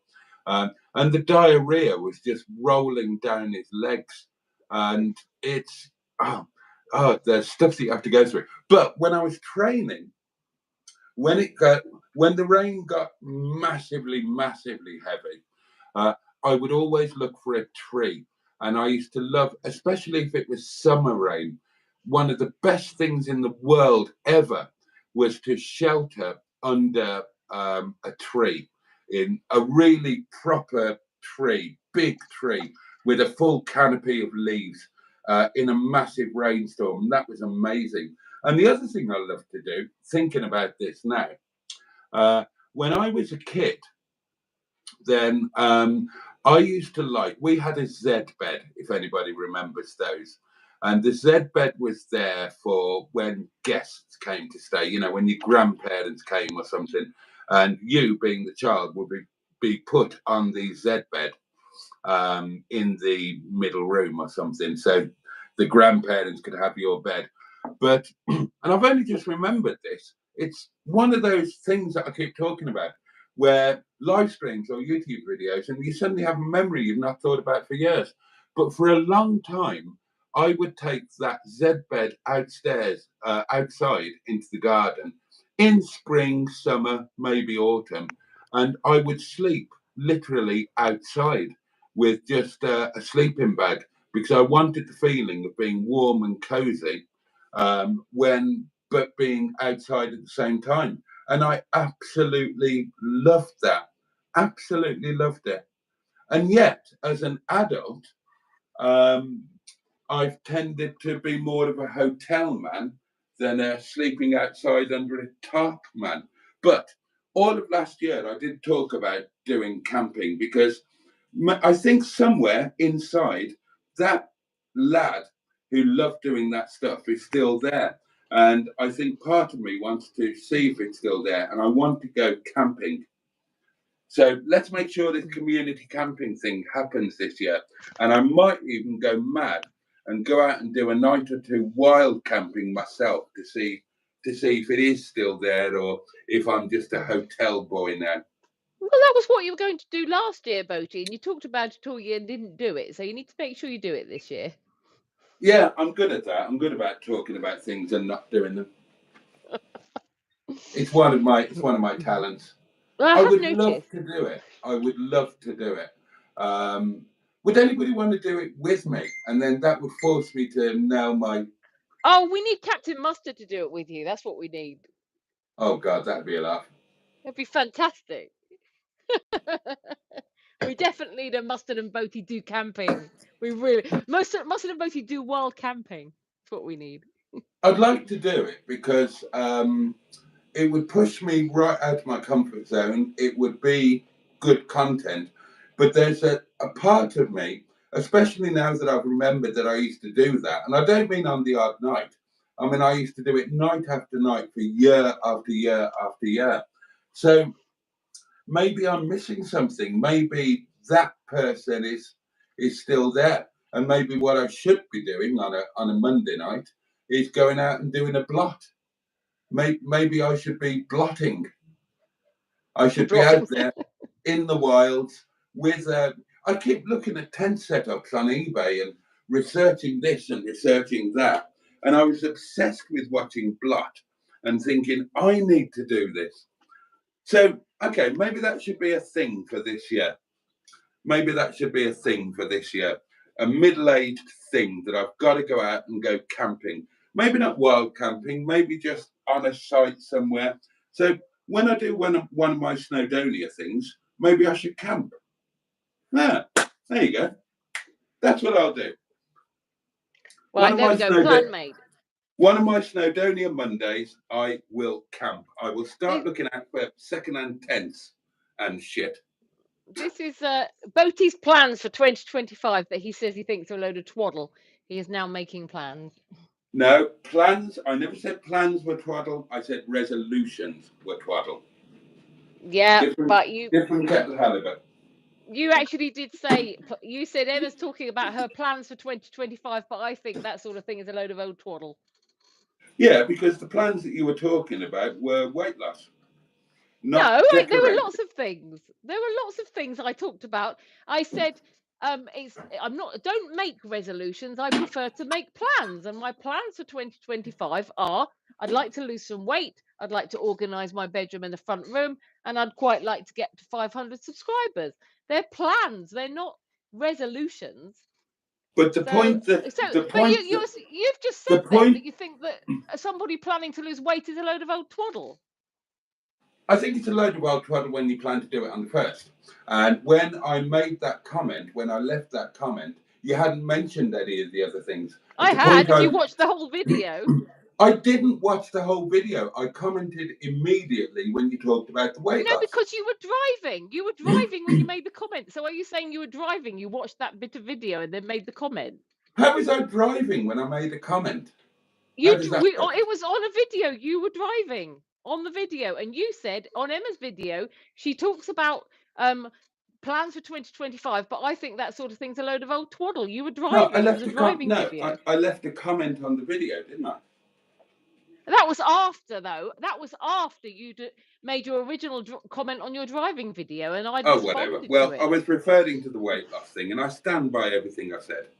So you think that someone planning to lose weight in the following year is a load of old twaddle? When they plan to start on the 1st of I didn't start on the 1st of January. I never said I was starting it on the 1st of January. I never said that. Well, then don't think that it's about you then. But you said Emma's made a video, and in that video she talks about her plans for the following year, but I think that sort of thing is a load of old twaddle. I do. I think it's absolute twaddle, and I gave very good reasons why. So you planning to go camping this year is a load of old twaddle.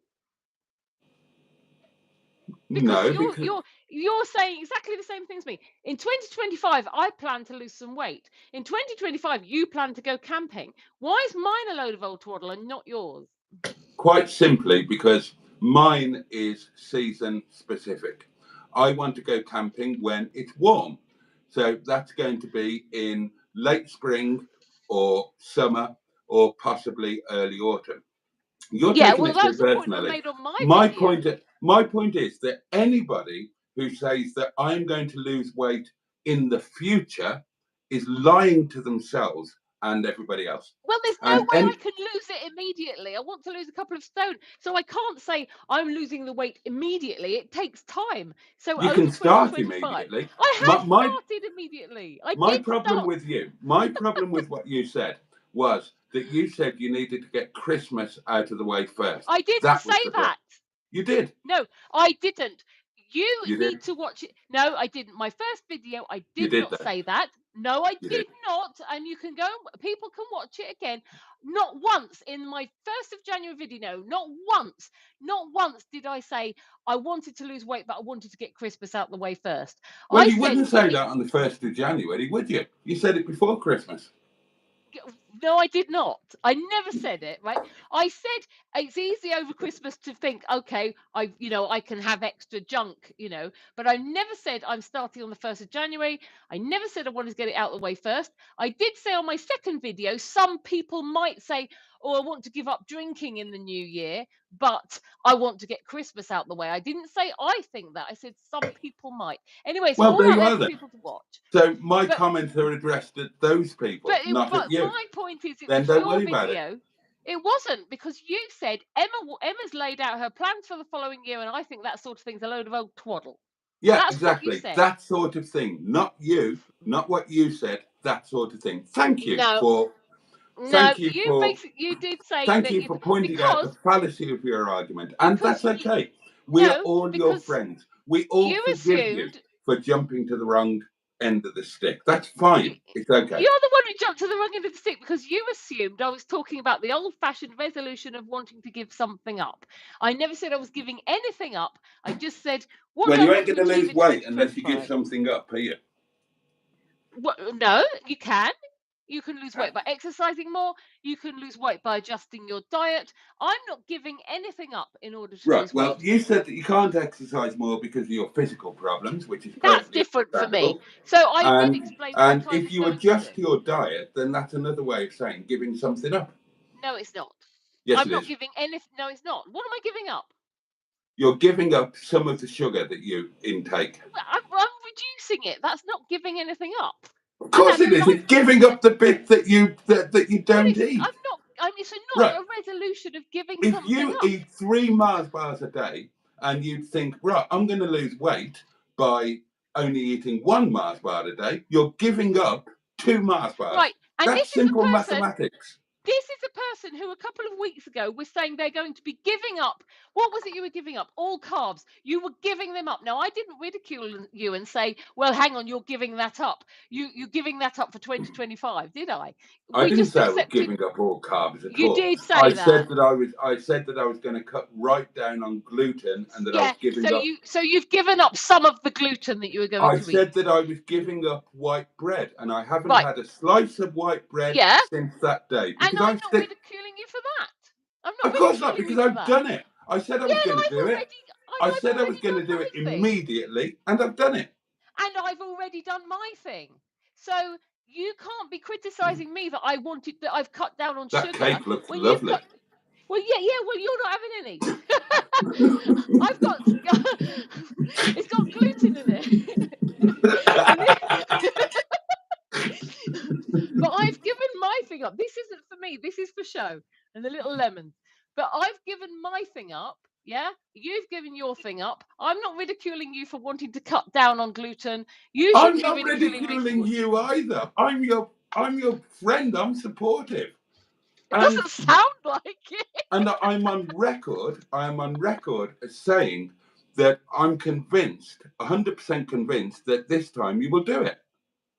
And the reason I'm 100% convinced is because you did the one thing that you didn't do last time, and you actually told people your weight. Yeah. Okay. That bit is true. And that is the thing that is the thing that immediately made me think, right, she'll do this now. She'll do it. We'll and I think you will. And anyway. I will support you by not sending you any sugar-filled birthday presents. No, I don't want people to send me things like that. Or any other birthday presents, come to that. But I will. I'm crap at birthday presents and I'm crap at cards and stuff. But, and this goes for anybody else whose birthday I've missed, when I see you next, I will treat you, and it will be a birthday treat. It might just be a little bit late. That's fine. Should we get back to the comments anyway? Is that all right? Yeah, carry on. Okay.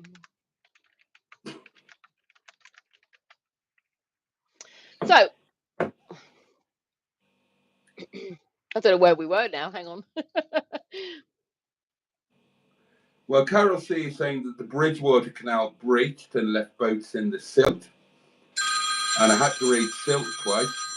Oh, a caller. Who's this? I have no idea. Good evening, mystery caller. For fuck's sake, shut up, you two. Who was Charming. that? No idea. Well, they're very welcome. Matron's having a laugh at the very active perv gland. Mingebag says you don't get views like this on Hubnut.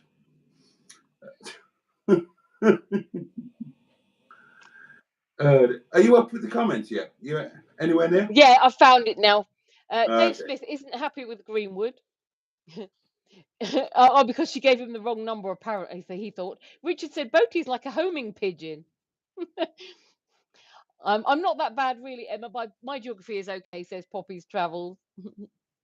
But Andrew Buttigieg saying hi to Mingebag.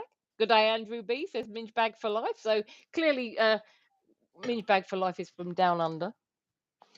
It's not fair, Tracy. Now I look like a tit, says Dave Smith. You need to wait till they get to your comment. I've already replied with the affirmation bench. Is there someone called Bench? Oh, she had to delete their comment by the look of it. Charlotte Williams says, hello, everyone. Good evening, Charlotte. Hope you are well. Hello, Charlotte. Matron says, some of the ladies enjoyed your voice, Dave. Oh, Carol Ann enjoyed Dave Smith's voice. I don't know why the ladies go crazy over Dave Smith's voice. He's got a good voice. Even me, a straight man, can say he's got a good voice. Stu says the ginger scouse lass was my dream girl. Hang on, I've got a message to read, I think. Probably another one telling us to stop arguing. It I've was had about Matron. 12. Did you see the message from Matron? A question for you from Matron. Oh, a question. I didn't see that. On the no. moderation thread. Okay, let's have a look.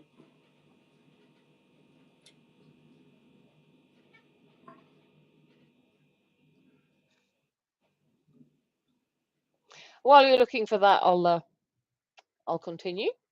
Oh, yeah, the second matron, the latter thing that you mentioned is the correct. Andrew Buttigieg suggests we need a great Boaty bake-off. Boaty, Kelsey and Alan are the food preppers and us as judges. What's this breakfast looks amazing, says Peter P. And Matron says to Caroline, yes, I love Dave Smith's voice. Looks great, said Richard. If I knew it was going to be live, I would have put on my sexy voice, said Dave Smith. Dangerous dreams that Stu has, says Stu. Yum, yum. I'm stuffed, says Dino Dad. 11:06 needs to be gone, Tracy. What was that? I'm not sure what that was. Andrew Buttigieg was confirming what his picture was that he'd had for breakfast. Carol's gone rogue. Oh, there we go.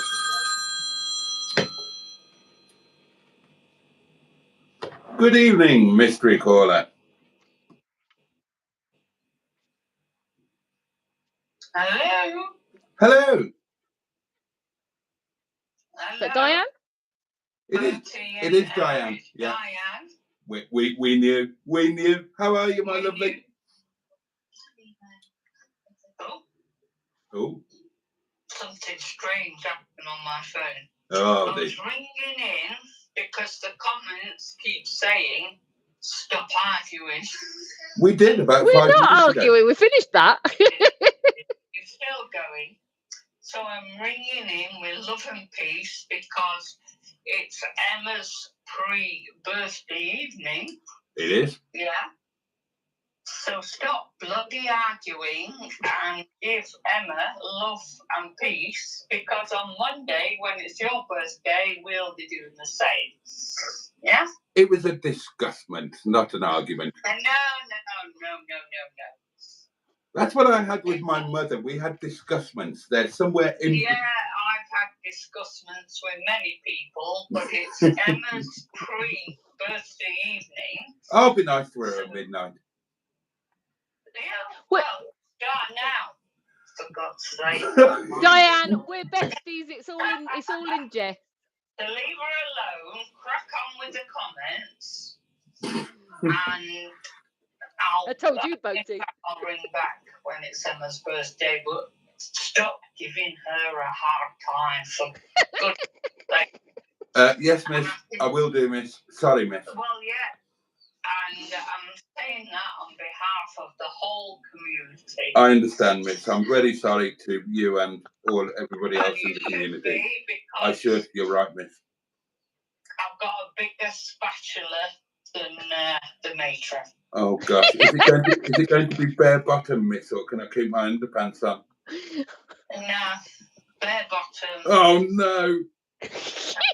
It leaves marks. Absolutely, that's it. And I've only drank tea tonight. You can imagine if I'm on the wine. The mind boggles, darling. The mind absolutely boggles. But we'll find out one day when we have a community meetup. You and I will take wine together. Oh yeah, because my birthday on Thursday, but tonight it's Emma's special pre-eve birthday and tomorrow. Absolutely, 2 very special days, and even more special because it's going to be her last year in her 50s. So 40s, yeah, thanks very much.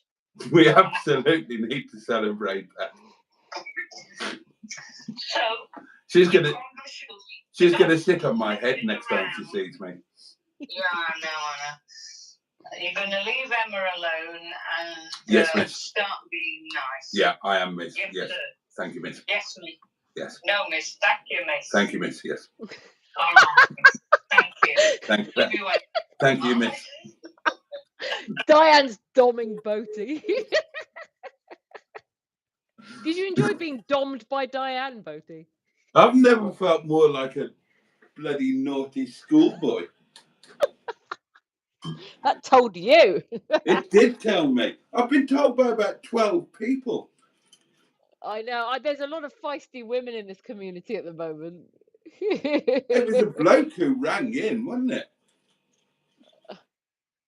What? It was a bloke who actually rang in and said, "Stop." It was Jimmy, wasn't it? Arguing. Wasn't that it Jimmy? Was what?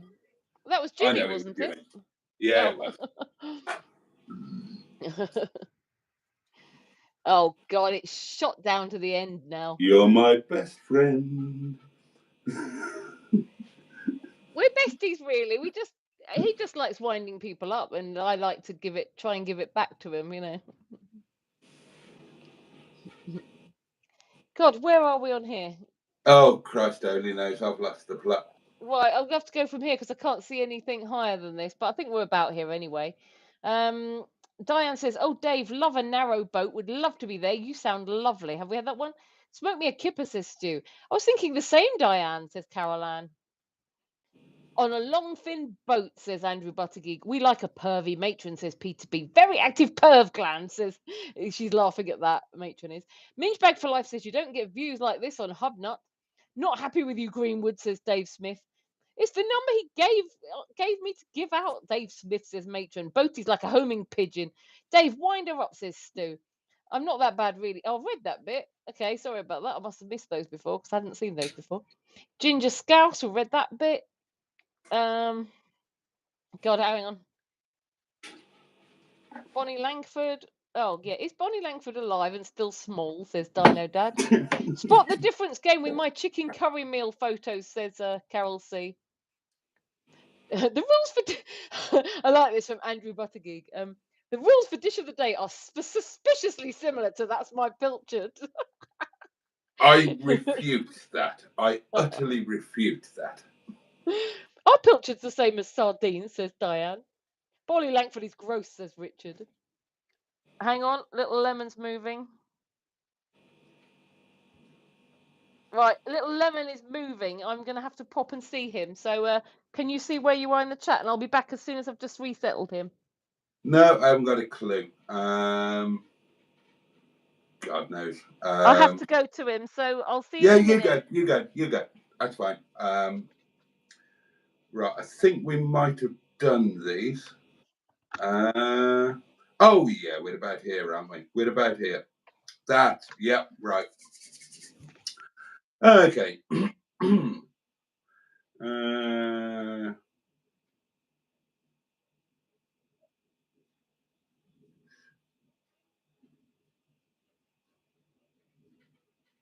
Right. Richard asked, Boaty, how are the builders getting on? That's an interesting question, actually. I said that they've been hard at work all over Christmas and New Year. And I've said that because the lights have been on all over Christmas and the New Year. I now think that they might have actually buggered off before Christmas and just left the lights on, because I haven't seen any actual sign of life. The lights have been on all stories over Christmas and the New Year, but I've not actually seen or heard any signs of life. So I'm wondering if what's actually happened is they said that when all the rendering was done, they were going to have to leave it for a period of 4 days or more in order for everything to dry before it could be painted. And I wonder if that's what they did. I wonder if they sodded off for Christmas and the New Year and just left the lights on to give a bit of additional heat to help everything dry. I've got no idea is the honest answer to how the builder's getting on. I just know that normally when they're not there, all of the lights are off and the lights have been on at all times. They might be in there, they might have been working away. I don't know. So we'll find out probably at some point. Oh, a Hedgehog of Truth question from Minge Bag Full of Life. Is it true, Mr. Boaty, that you're getting a camper van this spring? Well, no, it's not. It's not true. It's not. No, it's not. Oh God, Hedgehog of Truth. Oh, this is awkward. Oh dear. There were potential plans for there to be a camper van thing at some point. Not necessarily spring. The specific conditions in order for that to happen have not as yet arisen. So no, there's no definite plans. There is just a general idea that at some point a camper van would form part of the general connectedness of all things. Not necessarily in spring, and everything's not in place for it to happen yet. I would love a camper, I think. Well, no, I don't think. I know. I know I would love a camper. It's something that I was planning it. In the early days of the pandemic, when you could still buy a really cheap camper for like $1,000, but a cheap but usable camper, with an MOT and stuff. And the plan was very much, certainly when I first split up with Boo and came back here to Windy Bum, then Nikki Nunu next door, she was still single then. And we spoke quite a lot about it. She has a van, but a tiny van, like a car-derived van. But she walks and she treks and she does all of that sort of thing. And we were chatting about that one day, and I said, look, I've got this mad idea that I would like to get rid of some of the cars and get a cheap camper van. And this is after I split up with Boo, so I'm a free soul. And I said I'd love to get a little camper, and the idea would be that I would go away on a Monday morning, park up somewhere in the wild on a Monday night, come back Tuesday afternoon, go back to work. And she said, oh, you should totally do, excuse me. She said, you should totally do that. You'd love it. I do stuff like that, blah, blah, blah. And it was genuinely a plan. But then the pandemic happened and the prices started going through the roof. And things that you could buy for £1,000 were suddenly fetching £3,000 because nobody could go abroad. Everybody was looking at stuff to do here, and so on and so on and so on. And then Chinese Madam came along and that was kind of that. But even then, I didn't give up on it. When Chinese Madam and I were together, I bought a Ford Galaxy, a MPV 7-seater thing. And I bought that because Chinese Madam wanted one, because she wanted to start doing airport runs for the Chinese students, either coming to the UK or leaving the UK, and they were paying a fortune for whatever taxi they were using, some Chinese company, and she would prefer them to be paying a fortune to her. And she also wanted to organise day trips out in the Peak District, sightseeing tours, for all of the Chinese students in Sheffield, because they never got out of the city. And she had this idea that she and I could host sightseeing tours for 5 Chinese students in a Ford Galaxy, and they were paying absolute fortune, which, to be fair, they did. She had a very good business mind, the Chinese Madam.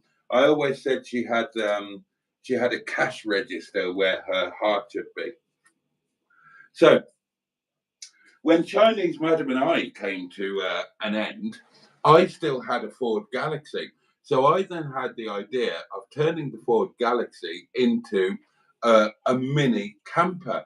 And that was kind of what started me really properly looking at YouTube, because I started looking for videos on how to convert a Ford Galaxy into a camper van. And I found a channel called Will's Whereabouts, because he had a Ford Galaxy that he converted, and that's probably what led me on to all of the other camping and car camping and then wild camping and stealth camping and motorhome channels that I watched for ages and ages and ages. Some of them I still watch. Camper Vibe, I got well and truly into that. The Norwegian guy who does the mad camper van stuff in Norway, what's he called? Norwegian Explorer or something like that. There were loads of them, and I really got into it, and I really kind of wanted to do it, and it kind of never happened. But that's one of the things that kind of led to me starting my own YouTube channel. Z-bed, yeah, says to you. Some people remember Z-beds. Those things were lethal. Boaty's bedtime stories with Emma as a guest reader would go down a tree, says Ivor Spotty Body. If Boaty gets a camper, he should call it John Inman. I'm free. I've still got a Z-bed, Boaty, says Jimmy Quinn. Bloody hell, are they still a thing? God. Apple camping in Pembrokeshire is fab, says Poppy's Travels. You camp in a real aeroplane and other fun camping pods. Simone is off to bed and says good night all. Oh, right. Well, we've got the birthday coming up in 14 minutes, but Sean has just pinged me to say that tonight is the 1-year anniversary of being in his little miners' college at the head of the Rhondda Valley in Wales. So let's all wish Sean a happy anniversary, and thank you for a year of video viewing pleasure and friendship. God, a year, bloody hell! I still often think about what it must have been like for you. Obviously, I know a little bit more of the story than was shown in the videos. And I often look at the videos because I told you the other day I still watch all of the, I still watch the old ones every now and then, the first one from Wales. And I do think what it must have been like for you, what you must have been thinking, what you must have been going through. And I think that your success with the channel was the universe rewarding you for really going out on a limb, because well, you and I know that the vast majority of your viewers don't know just how much of a limb you went out on. And I take my hat off to you. But there we go. Happy anniversary, Sean, and his cottage, which has given so much pleasure to us all. People are asking if Dave Smith has a YouTube channel to do with his narrowboat, and he does. And there are a couple of videos on there. The roundabout near the Yard of Dreams would be good for a Styles camp. Oh, sod that. Sod that.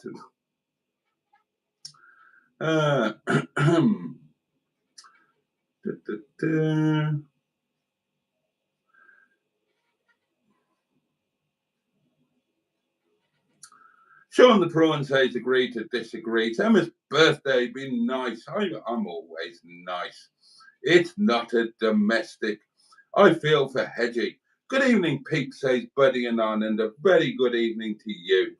Oh, Sue. Hello, there's a name I don't recognise.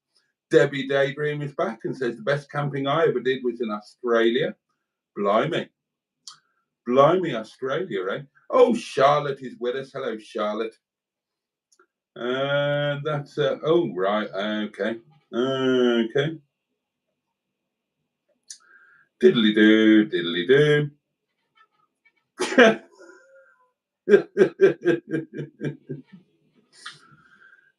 Oh dear.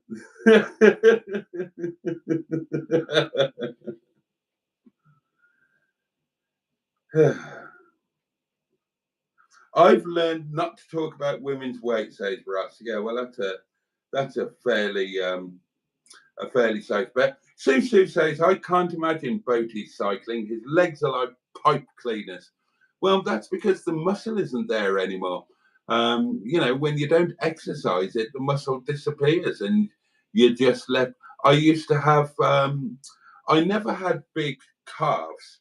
I never had massive calves, but I had enormous thighs. I've always had enormous thighs. And when I was cycling, my thighs were ridiculous. There's a muscle that's kind of unique to cycling, and it's the vastus internus muscle here. You can always tell a cyclist because if you look at this muscle here, it stands out like a chapel hat peg. And mine was so big that I couldn't stand with my legs together. I can do it now, but there was no way that I could do it then because if my thighs were touching each other, then my calves would be like about 8 inches apart. I had good legs. I've still got good legs. They're just not muscular legs anymore. And they certainly weren't like pipe cleaners back in the day. Now, I don't know if any of you do or have done any weight training at all, but for those who do or have done, then I could leg press 700 pounds and I could do reps at that.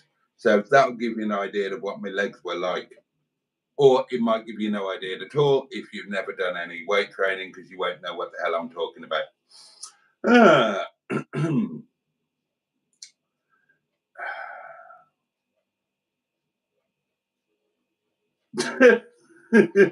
Listen to Diane, Boaty. You're lucky she's not like Karen and packing heat. Oh dear. Boaty's sex pants will end up in a museum unused. Yes, well, they probably will. Emma's summer video shows the true meaning of a good friendship, and I would absolutely agree with that. Absolutely. 20 minutes to go, says Andrew. Where are we? Well, we're now 6 minutes to go. And it's going to be really ironic if Emma, bless her, as we actually move into her birthday, isn't with us because she's tending to Little Lemon. Neil, keeping it real, says, would you ever consider being a stunt double for Nigel Farage? I would if they paid me £10. I would do pretty much anything for £10. Well said, says Mark Lyons to Richard, and a good point. Emma's rendition of Our Last Summer spoke volumes. Yeah, Mustard's got all hubnut with his latest video. Oh, Tomo's with us and says, hi, everyone. We had an amazing summer, and Emma is an amazing person and a very dear friend and always will be. And yet we've got that sort of relationship where we can have a jocular disagreement without it. I think it's healthy. I think it's healthy to be able to have a good, healthy argument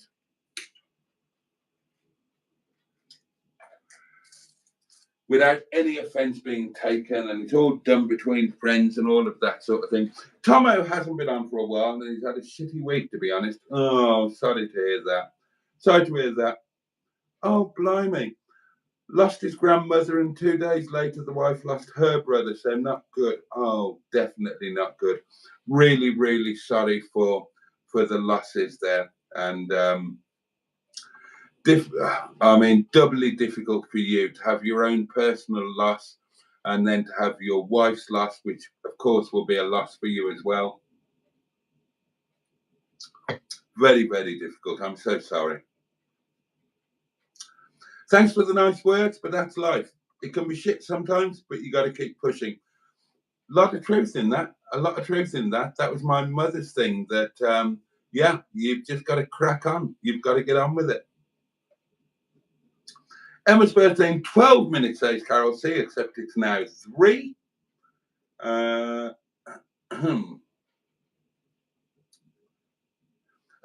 Emma's gone to look after little Lemon Dave. She's got a monitor video thing and he was shifting about a bit. Happy anniversary, Sean, says Jimmy Quinn. Thunder thighs, Boaty, ding dong. Have you got any photos of your legs from when you had those musculations, Boaty? Asking for a friend, says Matron. No. No. I haven't got any photos of any of my cycling career. There are photos out there. There is TV footage out there. There's all sorts, but I haven't personally got any of it.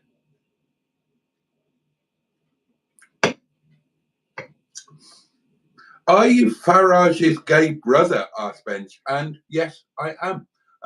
My YouTube name is Boaty, hence Boaty's World, but my real name is George Farage. And yes, I am Nigel's brother.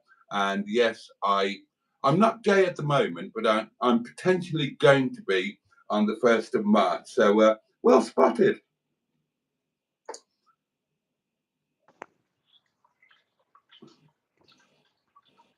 Oh, yeah, same. Jeans rubbing the hair away. Yeah. Bold undercarriage is a necessity for cyclists. Yeah, that was a daily thing. Shaving the old legs and all of that shenanigans.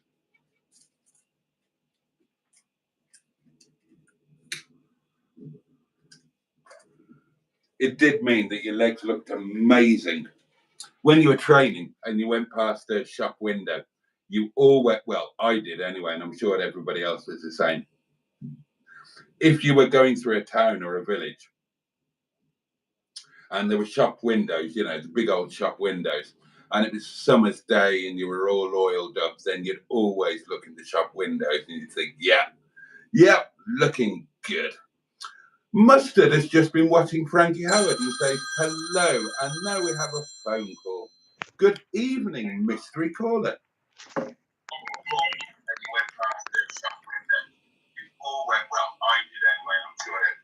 Well, that's my own voice. I remember saying that. Anybody there? No, apparently not. Well, thank you for calling. I really appreciate it. Right. Hello. Is it? It is midnight. It is midnight. I got back just in time. Happy birthday, darling. Many happy returns. Wishing you everything you wish yourself and more. Have a fabulous day. Thank you. Good evening, mystery caller. I'm not a mystery caller. It's Diane again. Well, I know that now. I didn't recognise your number. Well, you need to put it on the bloody phone. I know. there's a list of things I should do. I'm useless. Yeah, you should. Sorry, miss. So, this is for Emma's birthday. For a rendition of the birthday song. Oh. You need to start it, dear. Hey? Oh, what? Are we singing how? Okay. Well, it's midnight. It's her birthday. Of course, you are completely right. Right, here we go then. I'll even stand up and salute. Right, 3, 2, 1. And the rest of us will start. Okay. Emma, are Happy. you listening? Yes, I am she's indeed, listening. yes. Right, okay. Happy birthday Happy to birthday. you. Happy birthday to you. Happy birthday, dear Emma. Happy birthday to you. Love you loads. Love you, Thank lads. you. Have a lovely day. Take Blow out the care. candles. Blow out the candles. Blow on the candles. Make a wish. Make a wish. I made one before I blew them out. Oh, okay. Thanks, guys. Thank you. Oh, you've not done it yet. Go on. She has. Oh, you're getting the delay. You're getting the delay. I'm getting the delay. Come on. All done. All done. Right, Thanks, here guys. we are. Thank you. So we are now officially in the 24 hours of Emma's birthday. Emma's birthday. Yeah. Happy birthday, lovely. Have a great day. And have a Thank you great very much. year. Yeah. Thank you. Well, I hope. Take care, love. Bye-bye. Thank you, Diane. Thank you. Bye, darling. Aw. Have a great year and enjoy. Right. Enjoy the last year of being in your 40s, but don't see that as a negative thing. Because No. ask me, ask Carol Ann, your 50s are an amazing time. So Yep. enjoy this last year, but don't think that it's going to be the end of something. Well, I mean, it will be the end of something, but it will be the start of something Yeah. even better. Yes. So, what are your... Oh, God, I can't believe I'm going to say this. What are your plans, hopes, and aspirations for your year ahead? And do you have any birthday or age-related things like Carol with wanting to, I don't know, shag 54 men or whatever it was? Well, I have simple hopes. I mean, I just want, to be honest, I want lots of things in my life to improve this year. A lot of those things I don't put out on YouTube. But, you know, I'd like a lot of things to improve this year, which would give me a bit more freedom. And I just, basically, I would like to meet more people. A lot more of you guys would be fantastic. I'd like to meet a lot of you, make more friends, go on more trips with you, Boaty. I just want Yes, to... please. Yeah. What would you like to Gullivers. do? Okay, well, trips with me. What would you like to do? Do you know what, you put me on the spot? I don't know, to be honest. I haven't really thought about it. I mean, obviously I like doing things like Gulliver's with Little Lemon, but I do quite like things like, you know, when we went to Wales. I mean, that's probably the first trip to Llandudno was probably my favourite out of all the trips, because it was like a proper day out, a proper road trip. Off we went. We had a great day. We packed loads in, and then, you know, came back. So that's probably my favourite. So more of those would be really nice. Places with amazing scenery. I mean, Did you even... Sorry. I heard everything you were talking about when I was away. I had my earpiece on. I was listening. No, did you hear me mention on the video that one of my ideas for plans for the year ahead that only came to me when I was making the Chat to Anything was that I loved getting on that roller coaster at Great Yarmouth. And it reminded me of my massive love for roller coasters, particularly wooden roller coasters. And it used to be a massive part of my life. And when I was married with wife and kids as well. So I had this idea that maybe my thing for this year should be to try and ride every wooden roller coaster in the UK. Yeah, And that's then a good idea. And then I said, well, I know that one of the wooden roller coasters, I don't know all of them in the UK, but I do know that one of them is at one of the gullies. So I said, I'll have to borrow Emma and Little Lemon again. But definitely up for doing some more of them. I mean, I don't know if we'll cover all of them this year because I'm limited with what I can do because I know. So I know. Yeah. but we'll try and squeeze one or two I would gullies in love this to year. take you and Little Lemon to Oakwood Park, the only theme park in Wales, and it's got my favourite wooden roller coaster in the whole of the UK, even better than the Grand National. It's called Megaphobia, and it is magnificent. I hope you're not expecting to put Little Lemon on it like you did in Yarmouth. I felt so bad about that. I'm saying he's going to be scared on this. You're like, he'll be fine. I'm saying it's big. He'll be fine. And then you're on it. I thought it was going to be like the one on the Montego Eldo in San Sebastian because of its age, and it wasn't. It was bloody terrifying. You're like, holy fuck! I'm like, I told you. He was okay. He was okay. He was only traumatized for a week after. Yeah, but after that, he said it was cool. Oh, yeah, and he went on that he one never wants to do it again. The Gulliver's one. Oh, he does want to do it again now. That one in Gulliver's that does that. You know the one in Gulliver's where I was screaming my head off that goes like that? Oh, the tower drop. Yeah. Yeah, and he even came on that. But he talks about it a lot, Gulliver's. He says, when are we going to go with Jason again onto those rides where there was that yellow roller coaster and there was that one on the water, and he talks about it all the time. I'm saying, we'll go again.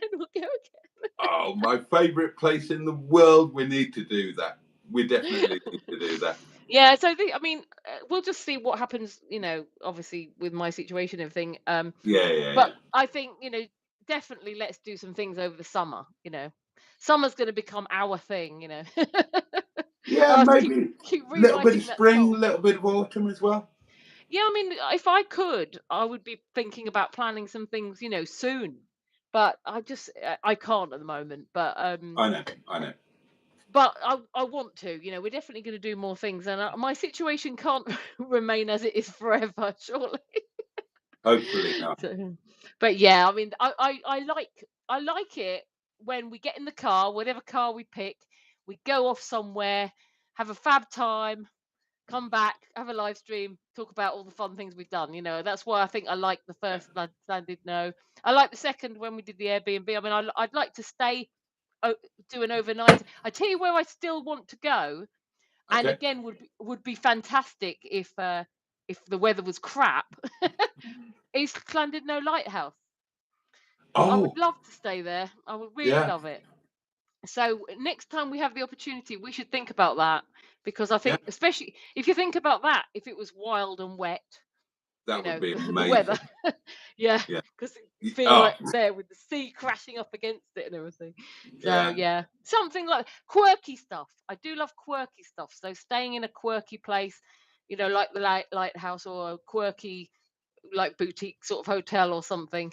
We should do more of that when I get the chance. So on record, when you are able to do it, I will treat you to a night in the lighthouse, and that is your birthday present. I'm so excited. Hold me to it. Diane will have seen that. She will hold me to it. I would the first opportunity we can to have some sort of trip, let's try and do that. Because I don't know how free I will be, but that I would love that. And it doesn't even have to be in the height of summer. Whenever the opportunity is. Actually, the lighthouse would be better out of summer. That would be better in like early spring or late autumn. Yeah. Because it doesn't have to be. You're plugging yourself in. I just got the low power warning, so you might have frozen on my side. No, well, it doesn't. I didn't see any freezing at all. I just absolutely, when you told me about that lighthouse, I absolutely loved the idea of being there. It's a quirky thing, and just the thought of being like in this building with, you haven't got any sort of neighbours. I mean, there might be other rooms in that. I'm not sure how it works, but there are. But the thought of being there in, stuck in the sea. The most expensive room is the actual light The light room, yeah. So But- obviously that's where we'd go. But yeah, that is your birthday present. It's a delayed birthday present, but it is your birthday present. Oh, I'm really excited now. Right, we'll go tomorrow. Okay. I No, can't. I'm working. No, but Next let's Monday I arrange can that, do, yeah. but not tomorrow. You can't do next Monday. Oh yeah, because you're there. But you've already got somewhere to sleep that night. I mean, when I say I want to go there, I don't really want to be sleeping there on my own. No. We will. But, We will sort that. We will sort that. I would really like that. Yeah. Well, I mean, maybe spring or summer thing, but that will be. And you can choose the card as well. Oh, thank you very much. You might have a different card by then. Yeah, it's possible. So yeah, that's that answer. Should we look at some more comments? Because I've someone's done a nice thing. Oh, Pocahontas. oh, bless you! Thank you so much. Oh, that's a super chat there. Oh, that's really kind. Thank you very much. Obviously I was away from the screen, so goodness knows where you're at in the comments. I kind of caught up a bit, so okay. That's why you're having a bit of a chat. Yeah, you do the comments because they're all going to be birthday things, aren't they? Well, so I don't. They're well, okay. Oh, right. Well, I need to find where we are first. I don't know where you were because I came back and we went straight into birthday stuff. Oh, is Jake okay? Oh yeah, he just woke up. His sleeping pattern's been a bit out of whack as well with the Christmas holidays. So he went to bed and I think he's just woken up. I mean, I wasn't sure if he was fully settled, but he looks it. So yeah, hopefully he's not unwell or anything. He just woke up and he was sitting up. So I thought if I don't go to him quickly, he might start getting out of bed. And I thought let's get up there. Well, I'm trying to find where we were in the comments. Sorry, hang on a minute.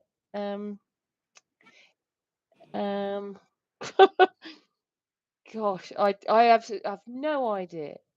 Right, we're somewhere around. Mustard had been watching Frankie Howard. People were saying hello to Mustard. Can't see Mustard at all. Happy birthday, Emma, says Carol C. I've made a birthday cake and it can be seen in Birthdays World. Poppy's Travels is singing happy birthday to you. Jimmy W says happy 49th, Emma. I'm Jimmy still trying Quinn to says find happy it. birthday, Emma. Trisha Alderman says happy birthday, Emma. Pocahontas 100 says happy birthday, Emma. Well, I found a load of happy birthdays. is saying happy birthday. Andrew Buttigieg says a very happy birthday, darling Emma. Tomo says happy birthday, Emma Lemon. Your sister, Matron, says happy birdie, Emma. Peter P says happy birthday, Emma. Richard says happy birthday, Emma. Right, I found it. Project Nigel says Stephen Parry, and Richard says he rang earlier. Up to that bit, yeah. Sue says happy birthday, Emma. Project Nigel says happy birthday, Emma. Thank you, everybody, by the way. Thank you for all these happy birthdays. Nice drop of Seaglow Red. Is that, I don't know, Seaglow Red to toast Emma at midnight, 1 p.m. here, but something. Not sure what that says. WGAF. Don't know what that means. Cheers, Emma. Emma is about to blow Hedgie, said Matron. Happy birthday to you, says Carol C. Oh, a birthday Hedgie. Sorry, I'm just hearing something on my... I keep hearing some kind of feedback coming from somewhere. Don't know if it's coming from this baby monitor. Hang on a minute.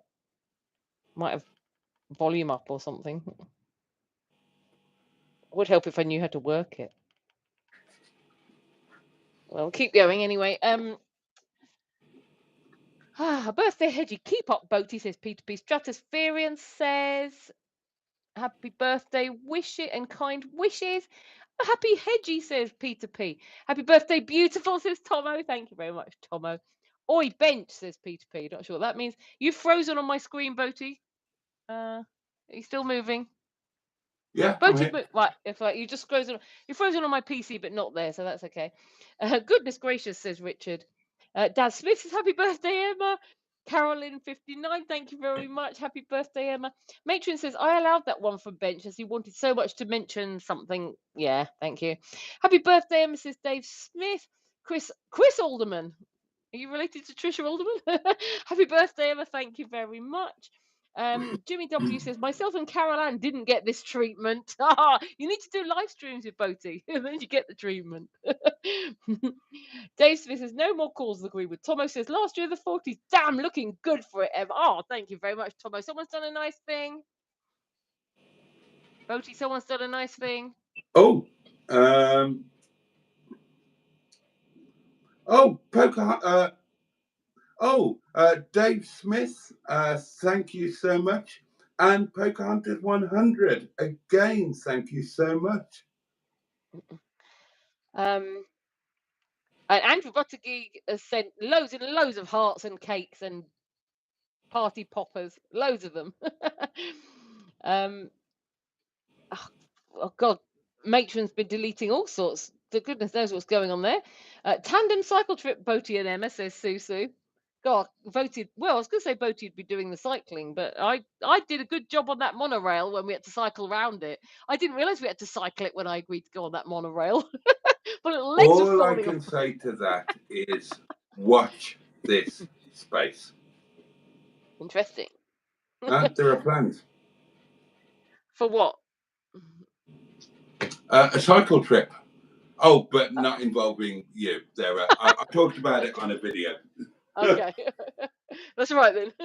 Got me It's worried. another one of my potential plans for this year, along with camping thing.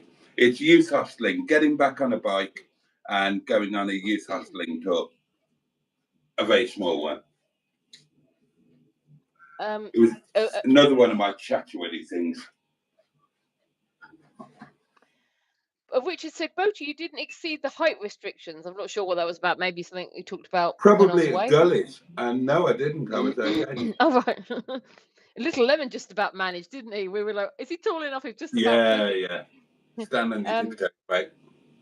Poppy's saying that Matron's a great, excellent moderator. Carol C says, Emma, have you received an electric birthday card for your email account? I may well have, Carol C. I'm sorry, I haven't looked at it at the moment. Maybe I'll get through a few comments and then I'll have a look. But thank you very much if you sent one. Thank you. Beer mats make good roller coasters, says Project Nigel. Jimmy W said he's unsubbing, maybe because you didn't give him this birthday treatment. Dave Smith wants to know if he's banned again. Superb moderating, says Debbie Daydream. Matron must be doing a fantastic job. Great job, Tracy, says Pocahontas. So goodness knows what was happening, but she did. Grand National, isn't that a horsey race, says Andrew Butsky? Yeah, it was a roller coaster at Blackpool. Is it still there? I think they took it away, didn't they? No, it's still there, man, and it's awesome, and I'm going to do it this year. I don't know why I thought they took it away. Maybe it was closed when I went or something last time. I honestly don't know why some people like to be horrible, says Tomo. Are we racing, says Peter P? First name term, Jason Little Lemon. Yeah, I didn't want him basically. Hang on, I'm just turning my heating on. Basically, I don't want the whole world at the moment to know I'm doing YouTube. I'm not ready for it yet. And I thought if I let what's his name, Little Lemon, know that Boaty was called Boaty, and he told people about Boaty, if they did a search, they would find him on YouTube. They would find me on YouTube. And I just wasn't ready for that. So I just, I didn't tell him that it was called Boaty. No, he thinks I'm called Uncle Bunghole. Yeah. Let him leave it like that. Although, do you know what? He has picked up on it because obviously I say your name when I'm doing videos and stuff. And I think he's picked up on it because he is asking who Boaty is. He's awesome. He's a splendid little chap. Well, he was credit to you. Oh, thank you very much. But he was going through a very difficult phase when we were away last summer. I was quite frustrated because he was great. He was great. If that's him at his worst, then he's a good one. There was a few times when you looked slightly frustrated with him, and I felt like he's not normally like this. Do you know what I mean? You want to be proud, and you want to feel like, look at my son, he's such a good boy, and he was being silly. I can remember a few times he was like running up and down on a wall and things, and he was sort of hyper, and that's not normal for him. And I just felt a bit like, oh, this isn't the super good boy he normally is. But yeah, it wasn't too bad, was it? It wasn't too bad. He did put chips all over your car and steal your sausage. To be honest, given what we put him through, I thought he coped with it incredibly well. And I thought he was just lovely and polite and a joy, to be honest. Oh, I thank need you. to play this voice note for you. I think it's for you. We'd like to wish your Emma happy birthday from the whole of Boaty's community on this Monday. All right. Thank you. And also a late birthday to Tracy Greenwood.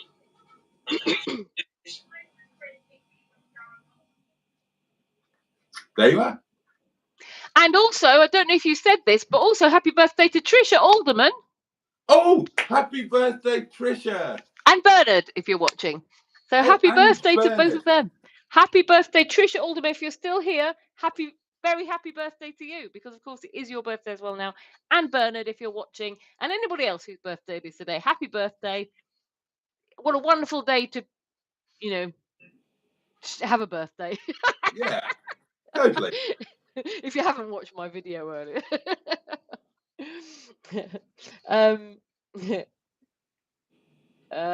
Racing, Peter P racing off to get a panto horse for Emma's next birthday.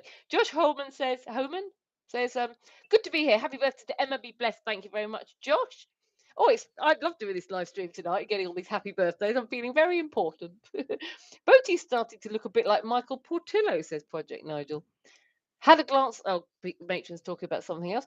Tomo, the same from me. Why not be lovely to everyone? What goes around comes around, says Diane. Yeah. Buddy Anon says, Boaty, take Emma to Staithes. Some 8% of the fishermen's cottages are now Airbnbs. Very sad, but good for visitors. So, well, there's a thought, an option for something we could maybe do. Looks like little Lemon's rolling around again. Goodness me, settle down, little person. I'll bring a 6-pack of parsnips, Peter P says to Andrew. Oh, God, I'm so effing jelly about you guys staying in the lighthouse. I'm coming with. Yeah. He's not paying for you as well, matron. You pay for your own. Yeah. No, come with. That would be cool. I said that when we were there, Boaty. I said to you, you did. That matron loves a good old lighthouse. Yeah. In fact, it's on my video, and you farted during me saying it. I didn't. Oh my God. You farted actually when you were saying that the 2 fat ladies had stayed there. They did. They made a television program about it.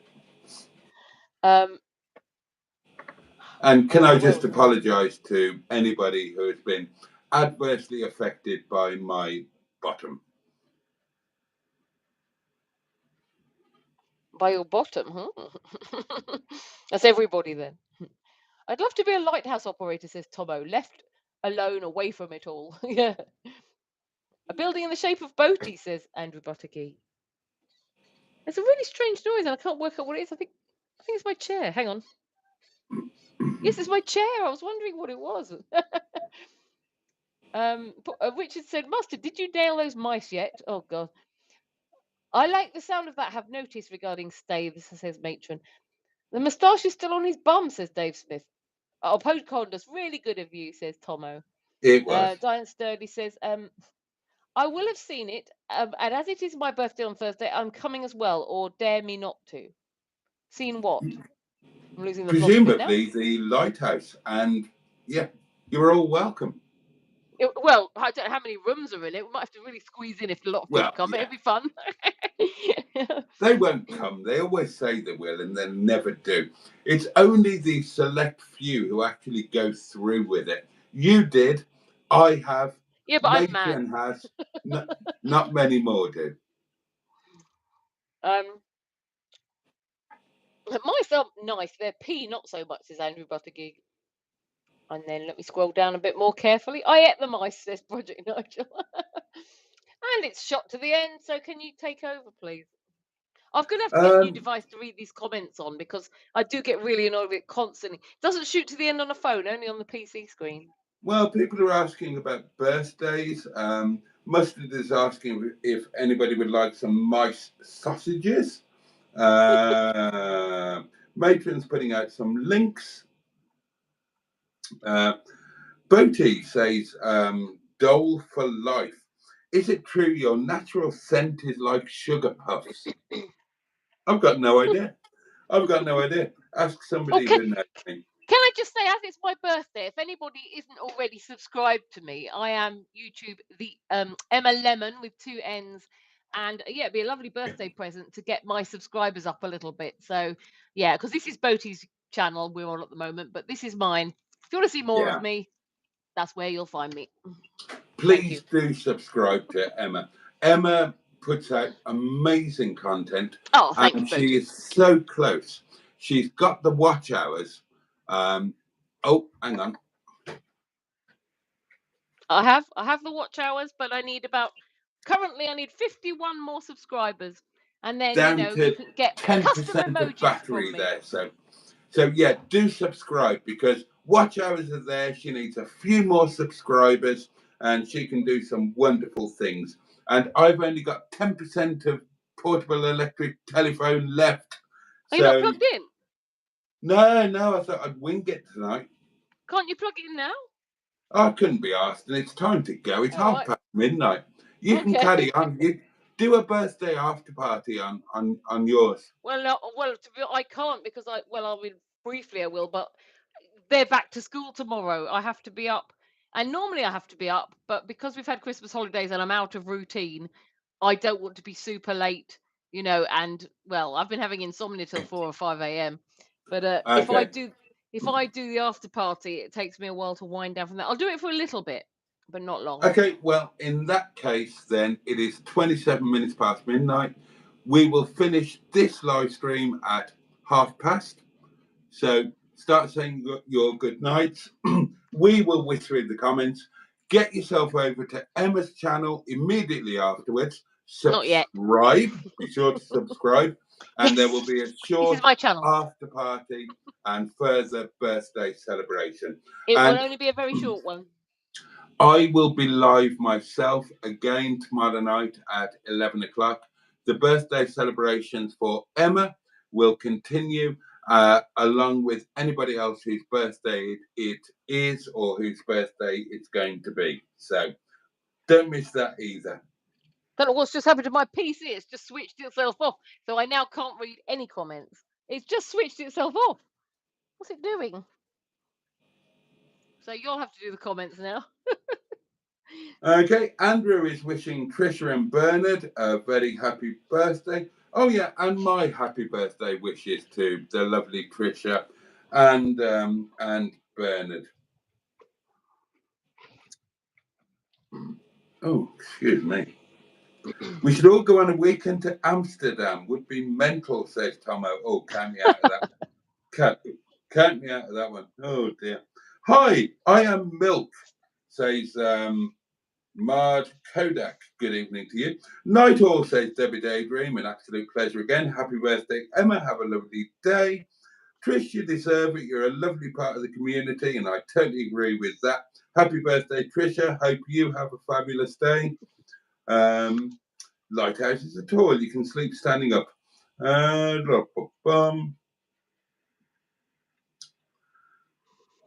Oh, apparently my subs are also up, so that's nice. I'm switching to Emma Lemon's channel now, says Tomo. Good night, everyone. Good night, everyone, says Pro Contest 100. Thanks for a great live. Dave Smith says good night.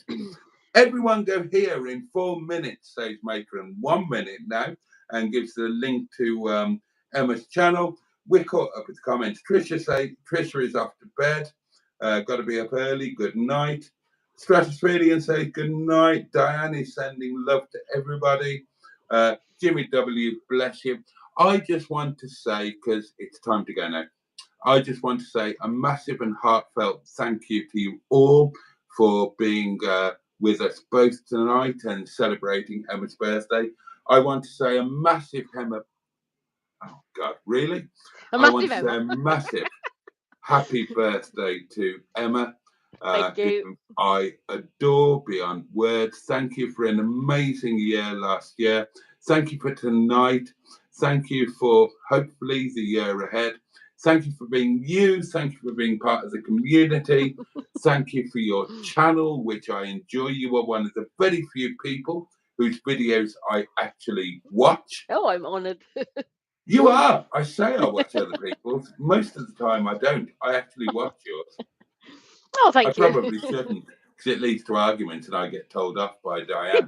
But in all seriousness, I hope you have a great day and I hope you have a great year.